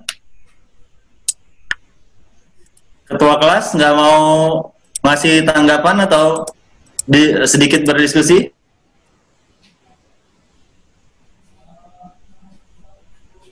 Nggak ada Pak kalau saya. Oke. Jadi untuk teman-teman juga setelah pertemuan kita di hari ini, saya berharap teman-teman menyempatkan waktu untuk menonton film judulnya Swades. Itu film tahun 2004. Nanti teman-teman bisa tonton, itu film India. Tapi jangan bukan saya menunjukin tarian ya, tarian dan joget-joget India atau romansa romantisnya India. Tapi nanti teman-teman bisa ambil intisari dari film itu bagaimana ketika pemeran utama itu Sahrukan itu kembali ke desa untuk ketemu sama ibu angkatnya atau ibu asuhnya di desa. Nah, nanti Dava mau menyampaikan sesuatu, Pak?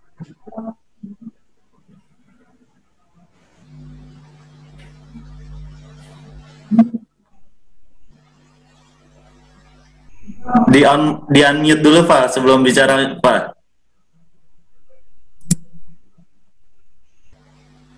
Mic-nya dibuka dulu.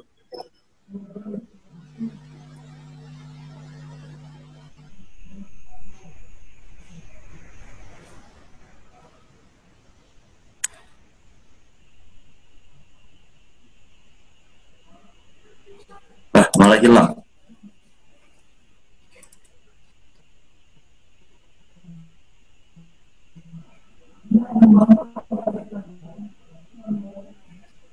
Halo.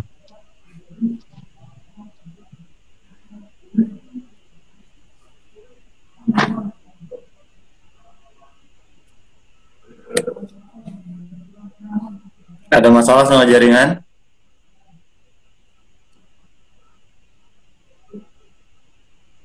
Nah, ini deritanya Mas Anam ngajar pakai Zoom.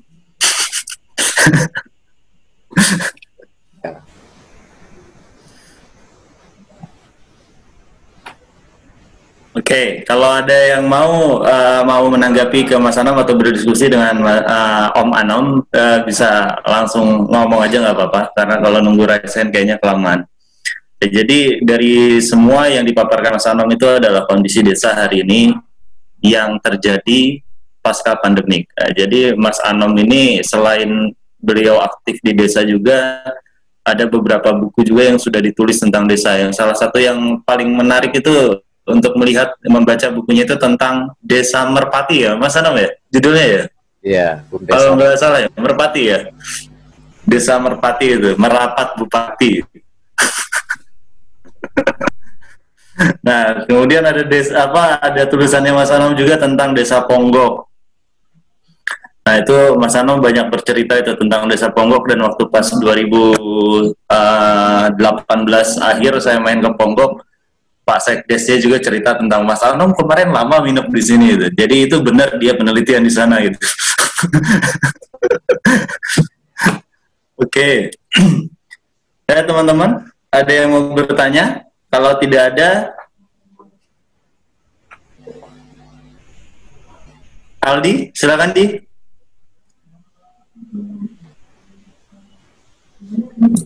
Enggak. Oke. Kalau tidak ada, ya mungkin Mas Anom masih ada yang kira-kira perlu disampaikan? Ya, kalau tidak ada yang bertanya, saya yang bertanya. Oh iya, silakan Mas Anom. Halo, saya mau bertanya Pak. Oh ya, saya mau tanya ke Laura. Iya, silakan Laura. Jadi kan tadi saya nonton video yang sudah Pak Guntur share di grup. Jadi itu ada orang yang namanya Ronaldo ya Pak, kalau nggak salah. Oh iya, pendamping desa itu. Ya, nah beliau kan yang berjuang untuk memperoleh bantuan pupuk gitu ya Pak. Apa sampai saat ini masih ada hal yang demikian gitu Pak?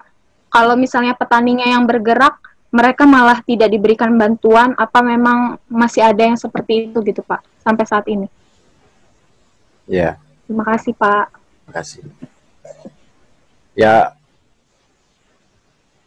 jadi gini Mbak Laura, memang Arenaldo ini tipe pendamping desa yang unik. Dia tidak hanya bekerja di desa yang dia dampingi, tetapi juga aktif di desanya. Nah, kaitan dengan petani itu memang di wilayah desa tempat dia tinggal, tapi bukan wilayah desa yang dia dampingi. Nah, dari cerita itu saya menangkap bahwa soal pupuk yang langka itu selalu menjadi persoalan yang membelit petani. Nah, Arenaldo ini melihat petani-petani yang mengorganisir dirinya itu selalu harus mengurus beberapa surat. Tidak serta-merta negara itu hadir seperti slogan-slogan kebijakan. Tetap saja warga itu melakukan konsolidasi untuk memperjuangkan itu. Apakah sampai sekarang masih ada? Ya tentu, tergantung supradesanya. Istilahnya dalam diskusi itu kan yang Sumpah Pemuda itu, saya konfirmasi ke Mas Toreko, dia menyatakan, nah terus pemerintah itu di mana ketika ada krisis pupuk? Kok tidak bisa serta-merta otomatis ada? Saya bilang mungkin pupuknya ada, tetapi ada politik administrasi yang selalu bermain, harus mengajukan, harus memperjuangkan itu dan seterusnya. Nah akhirnya Arenaldo menceritakan setelah lobby-lobby terjadi, dia berusaha organisir petani atau petani yang sudah terorganisir itu untuk bersama-sama mencari apa sih kelengkapan administrasi yang dibutuhkan. Nah, ini pesan moral dari fakta sosiologis ini kan menyatakan begini, kalau Anda petani tidak mengorganisir diri dan memperjuangkan kekuasaan negara, ya Anda nggak akan bisa mendapatkan hak untuk pemenuhan pupuk itu. Sedangkan di sisi lain, kaitan dengan gerakan-gerakan yang organik, mungkin Laura bisa mendeteksi gitu. Kalau penggunaan pupuk kimia itu menurun di sebuah desa, kemungkinan akan terjadi evaluasi. Mengapa kok ada penurunan pupuk kimia? Apakah ada pupuk ilegal? Nah, di sini petani kena lagi gitu di situ. Nah, ini tantangan saya mau membawa ke penghampiran yang lain bahwa oke, pupuk itu langka. Sebenarnya petani itu bisa membuat pupuk sendiri. Dengan keilmuan yang ada, tekad yang ada bisa. Persoalannya akan dianggap tindakan ilegal. Kalau nggak ada izin. Kan sudah ada kasus satu di Aceh kan, petani masuk penjara karena dianggap memperjualbelikan pupuk yang tidak ada izinnya. Jadi satu rezim undang-undang yang menurut saya itu bermasalah, ya undang-undang pertanian itu sendiri, yang selalu mengunci kedaulatan desa di mana di dalamnya banyak petani. Tahun 98, ketika reformasi didengungkan, cenderung kan muncul atau terbit undang-undang kaitan pangan dan undang-undang pertanian yang mengarahkan petani sebagai farmers, petani yang awalnya sebagai peasant berubah menjadi farmers, petani yang modern gitu, jadi modernisasi. Semuanya dilegalkan, pupuk dilegalkan, penyalurnya harus jelas dan seterusnya dan seterusnya. Sehingga kemampuan petani menemukan bibit, benih, sampai mutasi gen gitu ya. Jadi hasilnya beras yang lebih sehat, itu nggak bisa serta-merta ada. Saya kemarin diskusi menarik dengan salah satu staf khusus Wakil Presiden. Dia menemukan satu pola gerakan petani. Jadi kalau awalnya pakai bibit biasa gitu ya, tapi dicampur mungkin ya, bibitnya itu bibit yang bisa melakukan mutasi gitu. Pupuknya pupuk kimia, tapi pada waktu di tengah perjalanan tumbuh itu, dia berubah menjadi padi atau beras yang organik.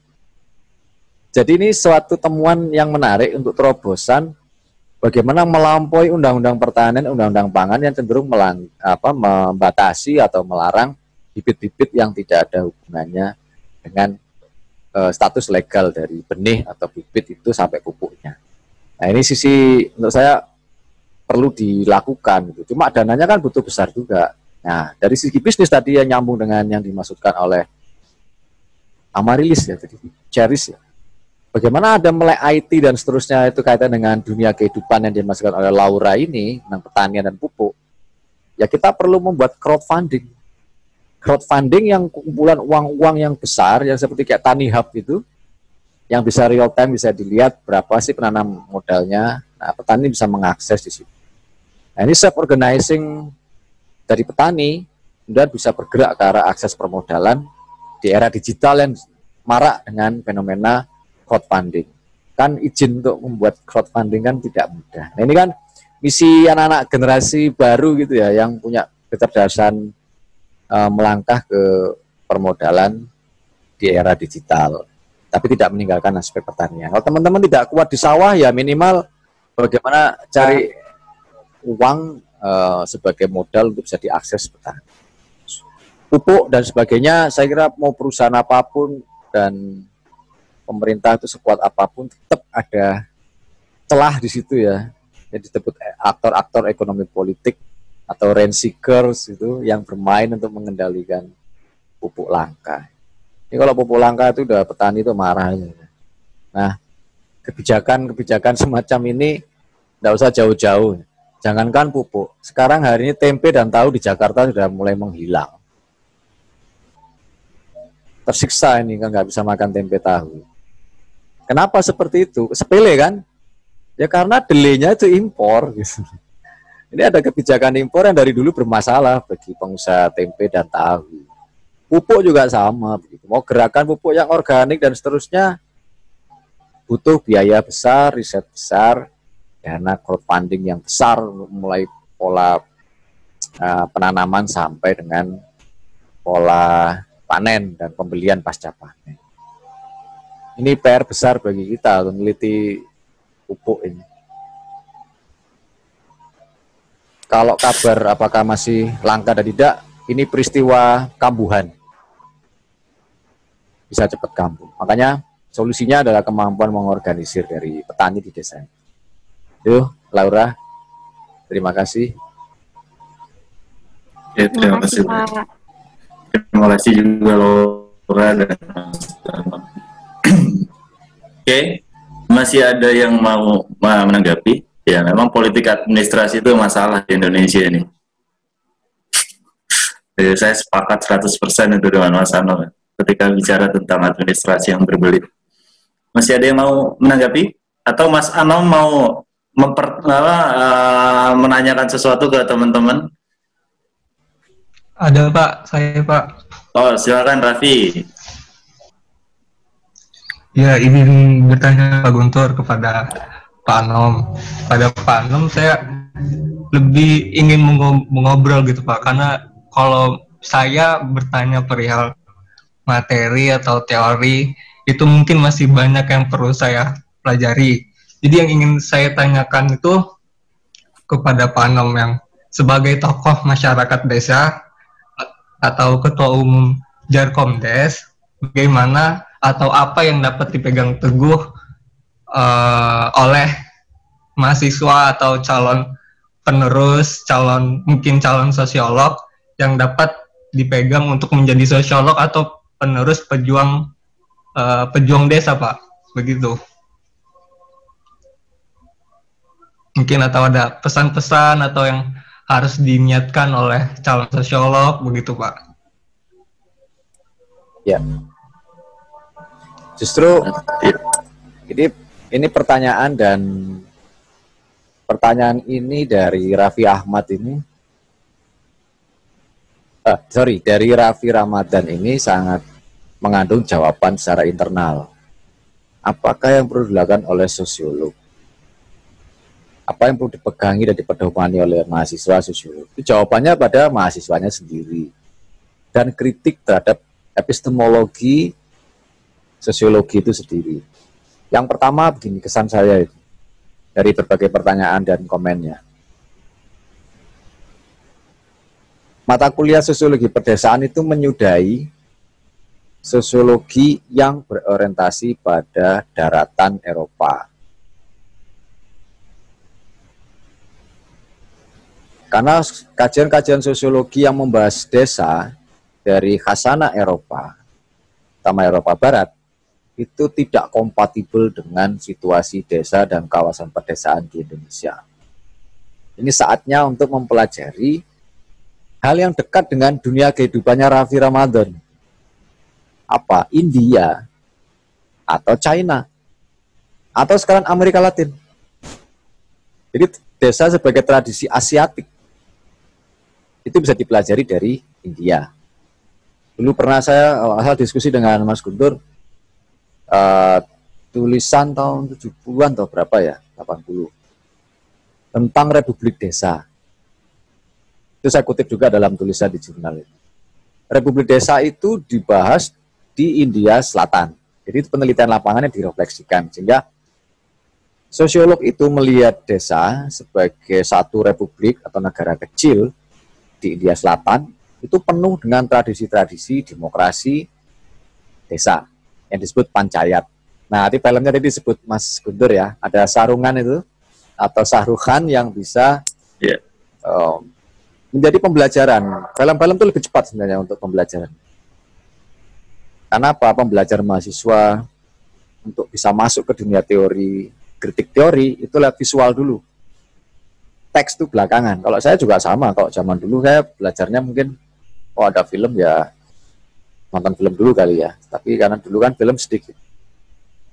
Nggak sebanyak sekarang. Nah, yang kedua, pembelajaran dunia sosiologi yang lebih dekat dengan gaya naga. Gitu. Jadi kalau sosiologi desa itu yang gayanya India itu kayak gaya gajah. Gitu. Dia berjalan pelan, ada pemberatnya. Tubuhnya berat karena dia tradisi. Melangkah perlahan. Dan gajah kan hewan yang sangat dihormati oleh Buddha ya, kaum meditasi. Sebaliknya, perlu juga Raffi Ramadan misalnya mempelajari sosiologi tentang desa yang serba instruksi bergaya naga. Ini kebanyakan desa-desa China. Nah, yang terakhir, apakah teman-teman atau mungkin Mas Raffi pernah baca karyanya Clifford Geertz? Apa Mas Guntur pernah mengajarkan bukunya Clifford Geertz? Saya belum menyampaikan kalau Clifford Geertz karena memang fokus di kuliah di pertemuan saya Mas Anom itu kita membahas tentang bagaimana desa di Indonesia dan Asia. Jadi memang sejalan dengan yang Mas Anom sampaikan, kemarin saya sempat menyampaikan juga ke teman-teman bagaimana tipologi desa di Indonesia dan di Asia, kemudian bagaimana paradigma desa dari mulai zamannya sebelum kolonial, masa kolonial sampai ke hari ini. Jadi kalau Clifford Geertz sendiri itu belum saya sampaikan, mungkin nanti akan saya sentuh sedikit di pertemuan selanjutnya ya teman-teman. Ya, jadi begini gitu, Mas Raffi dan Mas Guntur, ada satu buku Clifford Geertz judulnya Negara Teater. Jadi bukan Clifford Geertz yang menulis tentang tradisi santri abangan priayi, bukan. Tapi buku Clifford Geertz yang judulnya Theater State. Nah, Theater State itu teman-teman akan kaget melihat penelitiannya Clifford Geertz. Dia meneliti di Bali, desa-desa Bali, ada keragaman desa di sana. Nah, sisi menariknya adalah semua teori sosiologi yang dipelajari teman-teman itu runtuh semua kalau membaca Clifford Geertz. Mengapa? Konstruksi negara itu tidak seperti negara ala Eropa Barat, negara hukum dan sebagainya, bukan, tapi negara sepertunjukan. Sutradaranya itu raja gitu ya. Atau situ ada pemain dramanya itu sama penata panggung itu warga desa, lalu pandita itu sebagai mungkin pengarang skrip dan seterusnya gitu. Jadi semuanya itu hadir sama-sama dalam suatu pertunjukan adat. Warga desa itu tersimbolkan sebagai penata panggung dan penonton sekaligus. Nah, negara itu sebenarnya nama lain dari kerajaan atau negara. Ini negara kerajaan seperti kalau kita nonton opera gitu. pertunjukan-pertunjukan wayang, ketoprak dan sebagainya. Ya itulah konstruksi negara. Nah, penelitian-penelitian etnografis yang digabung dengan sosiologi dan seterusnya, inti memperlihatkan posisi desa dalam negara teater itu sebagai penopang pertunjukan. Pertanyaannya, apakah konstruksi negara, kekuasaan negara hari ini itu seperti negara teater, di mana desa cuma bagian penata panggung, kursi warga yang dapat BLT atau tidak, lalu penata sutradaranya itu, penata artistiknya atau penata pemainnya, penulis skripnya, skenario-nya itu adalah para raja atau mungkin presiden dan menteri-menteri. Itulah konstruksi negara. Jadi tidak seperti konstruksi negara sosialis misalnya, komunis itu atau liberal, enggak. Negara pertunjukan. Nah, menariknya Clifford kemudian mendalami dalam konstruksi negara teater itu, desa punya kekhususan, punya kedaulatan sendiri, yaitu mengatur lewat tradisi subak. Tradisi mengatur air yang sangat rumit, saking rumitnya nggak bisa diintervensi. Jadi kekuasaan negara sendiri atau negara itu tidak bisa mencampur tangani desa yang punya tradisi subak. Kata kuncinya adalah bukan melakukan tunjuk tangan, tetapi ulurkan tangan atau gandeng tangan. Ini pengertian simbolik gitu ya, bahwa untuk memahami hubungan negara dan desa, bayangkan kita ini sedang dalam satu pertunjukan bersama-sama. Siapa yang jadi penata host, co-host? Ya itu negara itu. Tapi siapa yang sibuk jadi membawa wifi-nya, peralatannya, ya itu warga desa itu. Tetapi warga desa itu diakui punya kedaulatan sendiri untuk mengurusi air. Negara tidak bisa. Nah, di Jawa, prasasti-prasasti ini juga muncul. Di Sumatera juga muncul. Tidak boleh negara kerajaan masuk intervensi ke wilayah-wilayah yang sakral, ada sumber air dan seterusnya. Karena apa? Akan dikutuk 7 turunan. Tetapi kalau satu waktu negara membutuhkan ada serangan ke kerajaan lain, ya mau nggak mau harus berangkat. Kalau nggak dihukum mati. Itu prasasti yang di Sumatera itu. Wah. Jadi pesan sosiologisnya apa? Penelitianlah dengan mengandalkan buku-buku yang kritis tentang desa itu. Belajar Weber, Durkheim perlu untuk mendudukkan mana hukum sebagai institusi, medium, dan medium integrasi sosial. Tetapi naluri kita itu perlu belajar buku-buku desa yang memang, ya tadi ceritanya Mas Guntur, konjungtur sejarah, gerak sejarah, dan sebagainya.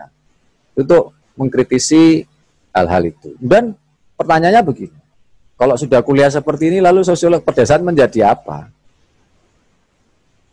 Kan kepentingan pragmatis. Menurut saya begini, satu, kalau memang kuat di dunia teoritisasi, silahkan jadi dosen. Yang kedua, jadi peneliti. Kedua, lembaga lobby, lembaga strategis, dan seterusnya. Anda bisa mendirikan sendiri. Yang ketiga, punya inisiatif bergabung dengan kekuatan startup yang memang pikirannya bagaimana mendekatkan dunia online dan dunia offline. Di mana dunia offline desa itu ada aspek-aspek yang misteri yang perlu dipecahkan. Yaitu misteri misalnya, apa ya yang menggerakkan mereka bisa bertahan? Apakah bisa ya kita memasarkan produk mereka ke dalam sistem aplikasi gitu? Saya mencoba sekarang misalnya, saya fokus saya sama pada kopi gitu. Karena kopi itu salah satu penyangga kekuatan Nusantara. Di desa manapun yang ketinggian tertentu ada gitu. Lalu yang kedua, rempah-rempah. Nah, teman-teman bisa eksperimen dari dua hal yang sederhana, cara berpikirnya induksi, bukan deduksi. Dari induksi dari hal-hal yang sangat spesifik, lalu kemudian direfleksikan. Nah, dari situ misalnya meneliti kopi di Lampung. Gimana ya petani di sana, desa di sana gimana? Lalu dibaca dengan cara perspektif Clifford Geertz. Jangan-jangan ini bukan negara teater. Tapi di Lampung ini negara angkot misalnya. Atau konstruksi negara, saya kan pernah ke Lampung tuh ada sepanjang jalan isinya angkot, isinya kayak diskotik gitu, atau negara-negara pertunjukan diskotik misalnya gitu. Nggak tahu kita seperti apa posisinya desa. Nah, kita balik. Jadi sosiolog pedesaan di sesi kuliah spesifik ini, mudah-mudahan di Unila membalik seluruh teori yang ada. Jadi S1 nggak apa-apa kan. Pertanyaannya kan bukan hanya apakah, itu pertanyaan pertama. Yang kedua kan bagaimana. Kalau pertanyaannya mengapa, mungkin kuliahnya lama itu. Karena menjawab mengapa itu kan tanda tanya, lalu kemudian Y. Nah yang terakhir supaya ada kultur atau komunitas epistemis di kampus, penelitian kuantitatif yang sangat simplistik sebaiknya dikurangi. Bukan berarti saya tidak mendukung, itu tidak. Kecuali Anda memang punya kemampuan analisis statistik yang bisa multivariat gitu ya. Tapi setahu saya, kalau ingin melihat denyut desa itu sayang kalau pakai penelitian kuesioner yang cuma 100 pertanyaan diedar-edarkan. Saya menjumpai ya Desa Ponggo tempat saya meneliti itu kan hampir setiap saat banyak mahasiswa S1, S2, S3 di situ meneliti desa. Tapi kalau yang paling menurut saya aneh itu kalau udah meneliti pakai kuesioner. Setelah dibaca hasilnya ya apakah X berhubungan dengan Y, apakah ada hubungan, ya hubungannya baik-baik saja, atau mungkin jawabannya hubungannya galau, atau kalau di kerongkongan, misalnya hubungan bagaimana negara dengan desa, ya hubungannya ya seperti Gisel dengan polisi misalnya kan gitu. Yang satu mengaku, yang satu menginterogasi. Kan bisa aja seperti itu. Tapi tidak menarik menurut saya. Ilmu pengetahuan itu nggak kembali lagi ke desa. Setelah saya menulis tadi yang ceritanya Mas Guntur tentang Desa Ponggo, saya kembali lagi ke desa itu. Saya kembalikan ilmunya. Ternyata saya mendapatkan banyak asupan kritis. Atau saat sosiologi hukum harus dibongkar habis. Filsafat hukum pun juga begitu. Semuanya yang orientasi terlalu Eropa sentris, tarik coba ke arah yang lebih membumi. Saya khawatir kalau pertanyaannya Raffi Ramadan ini kan pertanyaan epistemologis, pertanyaan yang berdampak pada sejauh mana komunitas epistemis di Unila ini akan berkembang untuk sosok pedesaan. Jangan-jangan ini cuma tempelan kuliah aja tapi nggak ada maknanya. Kan itu pertanyaan, kalau pertanyaannya Raffi Ramadan kalau dipertajamkan kira-kira seperti itu.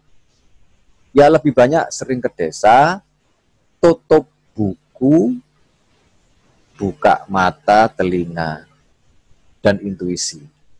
Selama saya ke desa, saya tidak pernah membuka buku serius, kecuali novel atau buku filsafat. Jadi ke desa saya hanya membuka buku catatan yang kosong, dan misi saya mencatat semuanya, lalu malam-malam merefleksikan. Kalau syukur-syukur ketemu dunia alam gaib, saya wawancara dengan makhluk halus setempat atau leluhur setempat, diskusi dengan kuburan, diskusi dengan makhluk-makhluk lain, dengan orang-orang tua di situ. Nah, itu penting untuk mengasah naluri sampai bisa mengetahui siapa sebenarnya nama makhluk astral yang ada di sekitar desa itu. Wah, itu sudah dahsyat itu kalau sampai meneliti situ, sampai memberikan nama baru. Saya berhasil di pengalaman desa yang terakhir penelitian dan di beberapa desa lain. Saking dalamnya mendalami itu, akhirnya saya bisa belajar bahasa-bahasa yang atau pembahasan yang tidak ada dalam dunia rasionalitas modern, yaitu bahasa simbol. Desa kaya dengan simbol-simbol. Kelihatannya miskin, tapi tergantung. Kalau kalian mau buat proyek sebagai pejabat ya, saya berikan data yang miskin. Tapi kalau Anda mau studi penelitian, saya berikan data yang bagus. Selesai. Nah, tapi kalau kami sudah masuk begitu dalam, tidak ada batas lagi saya warga atau bukan, maka semua itu bisa keluar. Kita tidak hanya menjadi seorang peneliti, tapi juga konselor, siap melayani konseling gitu, siap melayani persoalan-persoalan yang mendadak tidak ada di buku. Bagaimana ya Mas, ini gara-gara kambing hitam kemarin nggak disebar di Umbul, sekarang banyak korban kena angin lesus gitu, angin puting beliung. Kalau gitu kambingnya coba disiapkan, kita makan sate kambing aja, tetapi nanti kita melakukan upacara khusus. Bisa, itu mendadak hal semacam itu akan dijumpai. Nah, sosiolog ini kan perlu menyudahi hal-hal yang terlalu rasional bagi dunia desa dan pedesaan. Mite, makna-makna itu bisa disumber loh. Kalau teman-teman belajar antropologi struktural Levi-Strauss, apalagi baca Geertz, Anda akan diambangkan gitu ya. Banyak mite-mite tentang subak, hal-hal pengaturan mereka self-regulating, itu yang selama ini ada di Undang-Undang Desa, ya itu kisah-kisah dalam bukunya Geertz. Saran saya buku-buku semacam itu yang bisa diajarkan. Itu Mas Raffi Ramadan, terima kasih, itu pertanyaan paling penting. Dan menurut saya pertanyaan kelas S3 itu. Kalau saya Pak Anom. Ya, saya S7 Pak handphonenya. Ya, terima kasih banyak Mas Anom. Terima kasih Raffi pertanyaannya. Oke, apa argumentasinya Mas Anom terhadap pertanyaannya Raffi itu hampir sama pertemuan kita sebelumnya. Saya selalu bilang bahwa pendekatan desa adalah pendekatan kultural, bukan pendekatan matematika ya. Jadi ada yang mau kasih tanggapan?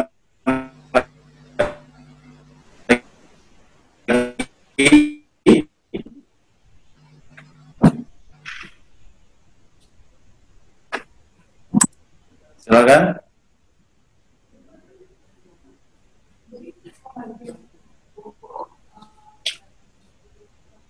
Oke. Ya, informasi sebenarnya Mas Anom. Kuliah ini diadakan dan mengupayakan Mas Anom untuk datang itu karena seharusnya kuliah sosiologi pedesaan dengan saya itu ada di lapangan, Mas. Jadi kita datang ke lapangan, kita bagi tim, kita datang ke lapangan, kita langsung lihat fakta faktual yang ada di desa itu seperti apa, dinamikanya seperti apa, kemudian pergeseran relasi masyarakat desa pasca undang-undang desa itu akan jadi seperti apa. Tapi karena berhubung ya itu tadi pandemi dan harus kuliah dengan cara begini, kalau saya ajak untuk melihat realitas desa dengan Zoom, ya mungkin kita cuma melihat muka kepala desa. Atau kita lihat muka-mukanya pendamping desa dengan keluh kesah, waduh, dan sebagainya lah, dan tidak melihat secara kontekstual apa yang terjadi di desa. Tapi apa yang sudah terangkum banyak di otak dan pikirannya Mas Anom itu menjadi sebuah refleksi bagaimana kita bisa merefleksikan desa hari ini. Nanti mungkin kalau setelah pandemi nanti kalian ketemu sama saya di mata kuliah lain. Saya ada di mata kuliah modal sosial dan strategi pemberdayaan. Nanti kita bisa, kalau sudah tidak daring ya nanti kita bisa coba saya ganti di mata kuliah itu untuk kita melihat bagaimana desa hari ini. Oke, masih ada yang mau menyampaikan argumentasinya? Atau Mas Anom? Kalau sudah tidak ada, nanti biar Mas Anom kasih satu quote penutup buat jadi semangat kita, karena hari ini bukan hanya kalian yang belajar, tapi saya juga belajar banyak dari Mas Anom. Ya, baik, terima kasih. Saya tadi mencatat banyak masukan ya, meskipun teman-teman tuh nadanya nada bertanya, tetapi sebenarnya itu kalau saya hilangkan tanda bacanya itu justru pernyataan dan pertanyaan. Nah, saya mungkin minta satu hal aja, teman-teman memberikan komen di beberapa video yang mungkin sempat dilihat dan ditonton. Kita bisa lanjut diskusi di situ, di channel itu. Tadi kan ada misalnya, ada Laura tadi ya, tentang pupuk, terus ada kawan Sule, Pratama Rizky Febrian tadi juga tentang mazhab Timoho. Nah, teman-teman bisa memberikan komentar langsung di situ, nanti kita bisa kembangkan lebih lanjut. Syukur-syukur saya bisa dapat banyak input di situ untuk pembelajaran saya maupun teman-teman di desa. Karena jujur selama pandemi susah. Kalau kita pergi ke desa ini kan khawatir saya juga harus dikarantina, atau sisi lain saya malah menimbulkan sesuatu masalah gitu ya. Jadi sekarang kontaknya dengan teman-teman ya banyak lewat online. Nah, forum-forum semacam ini saya izin juga kepada teman-teman mahasiswa dan Mas Guntur. Nanti saya edit, terus saya masukkan di channel. Gitu. Hanya silakan Mas. Ya beberapa yang ketika ada gangguan sinyal atau apa itu kita bisa pangkas, fokus pada beberapa komentar atau narasi. Yang butuh waktu untuk mengedit. Kata kuncinya ya nggak jauh-jauh dari sosiologi pedesaan dan Unila. Kemudian bisa dikenang-kenangan gitu ya. Kenang-kenangan. Gantinya perkuliahan secara luring. Bukan dari. Satu hal mungkin quote pesan desa itu tidak semua berdesa. Desa kadang-kadang cuma jadi unit administratif, unit proyek, di internalnya juga mungkin ada pergolakan rebutan proyek dan seterusnya. Tetapi desa yang berdesa itu tanggung jawab tidak hanya pada desa, tanggung jawabnya juga melekat pada kalangan akademisi. Perubahan itu terjadi dimulai dari desa, tetapi direfleksikan ke dalam dunia akademis.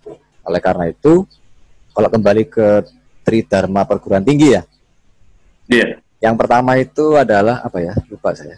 Tridharma itu apa, Mas Guntur? Pertama itu penelitian, kedua pengabdian, ketiga pengajaran. Penelitian yang pertama. Iya. Nah, saya sarankan dibalik. Yang pertama adalah pengabdian, lalu penelitian, terakhir baru pengajaran. Dengan demikian, pengajaran itu dihasilkan dari hasil refleksi berbasis riset terhadap informasi-informasi atau diskursus yang ada selama proses pengabdian. Tapi kalau penelitian terlebih dahulu, maka teori besar yang tadi dianggap Raffi itu harus butuh waktu pembelajaran, akan mendikte cara pandang sosiolog terhadap desa dan perdesaan. Setelah kita memaksakan sandal nomor sepatu kita, nomor teori sosiologi ABCD kepada desa, lalu kita bawa untuk pengabdian, yaitu mengajari warga desa, mengajarkan sesuatu yang tidak mereka butuhkan untuk diajari. Lalu ujungnya terakhir diajarkan. Jadi mengajarkan sesuatu yang tidak ada hubungannya dengan kenyataan hidup warga desa. Ini menurut saya pembalikan diskursus Tridharma perguruan tinggi. Kalau pengabdian terlebih dahulu, maka sosiolog pedesaan tadi tutup buku, buka mata, buka telinga, nyatat saja di dalam pikiran, batin maupun tulisan. Itu yang dilakukan oleh intelektual kolonial zaman dulu dan sampai beberapa antropolog dan mungkin sosiolog. Nah, berikutnya baru dimatangkan dalam metode penelitian. Rasanya akan lain, nalarnya, nasionalitasnya, nalurinya akan berbeda. Barulah diajarkan. Dengan demikian, mulai komentar dari Pratama, terus Kherisa, terus Laura, sampai Raffi Ahmad atau Raffi Ramadan, itu terbungkus dalam pembalikan terhadap Tridharma perguruan. Itu, terima kasih kawan-kawan mahasiswa kalian, terima kasih. Sosiologi. Sampai ketemu lagi, salam berdesa. Salam berdesa, Mas Anom. Ya, terima kasih banyak Mas Anom atas informasi dan semua ilmunya hari ini. Ya, jadi teman-teman, apa yang disampaikan Mas Anom hari ini adalah sebuah refleksi bagaimana desa di Indonesia hari ini. Dan kemudian sudah tidak waktunya lagi kita bicara tentang community development, tetapi kita bicara tentang community empowerment. Nah, empowerment itu punya definisi sederhana yang kalau Koppen bilang itu give power to powerless, memberikan kekuatan pada orang yang tidak menyadari, bukan tidak memiliki ya, tapi tidak menyadari dirinya memiliki kekuatan itu. Oke, terima kasih banyak. Dan satu catatan dari saya bahwa dalam sosiologi tidak ada yang namanya mengamini sebuah teori, tetapi yang ada adalah mempelajari untuk mengkritisi dan memberikan pembaharuan terhadap teori. Gitu ya teman-teman. Terima kasih banyak Mas Anom. Terima kasih juga buat teman-teman semuanya. Mas Anom, kalau kita mau nge-zoom lagi setelah ini, bisa setelah lift masuk lagi, Mas? Iya, bisa lah. Atau nanti kita agendakan waktu lain juga bisa, Mas Anom? Bisa. Nah, oke. Ya, teman-teman, terima kasih banyak. Dengan berakhirnya quote dari Mas Anom dan sudah saya tutup mata kuliah ini, perkuliahan Sosiologi Pedesaan hari ini saya tutup dengan meninggalkan tugas untuk teman-teman menonton film Swades. Nanti saya coba tunjukkan ininya ya. Nah, ini bintang utamanya, judulnya Swades, quote-nya We the People. Nah, itu juga dari quote-nya sudah kelihatan sebenarnya dia akan bicara tentang apa. Jadi teman-teman bisa search ini di tempat streaming online, film-film itu sudah banyak muncul karena ini film tahun 2004 kalau nggak salah ya.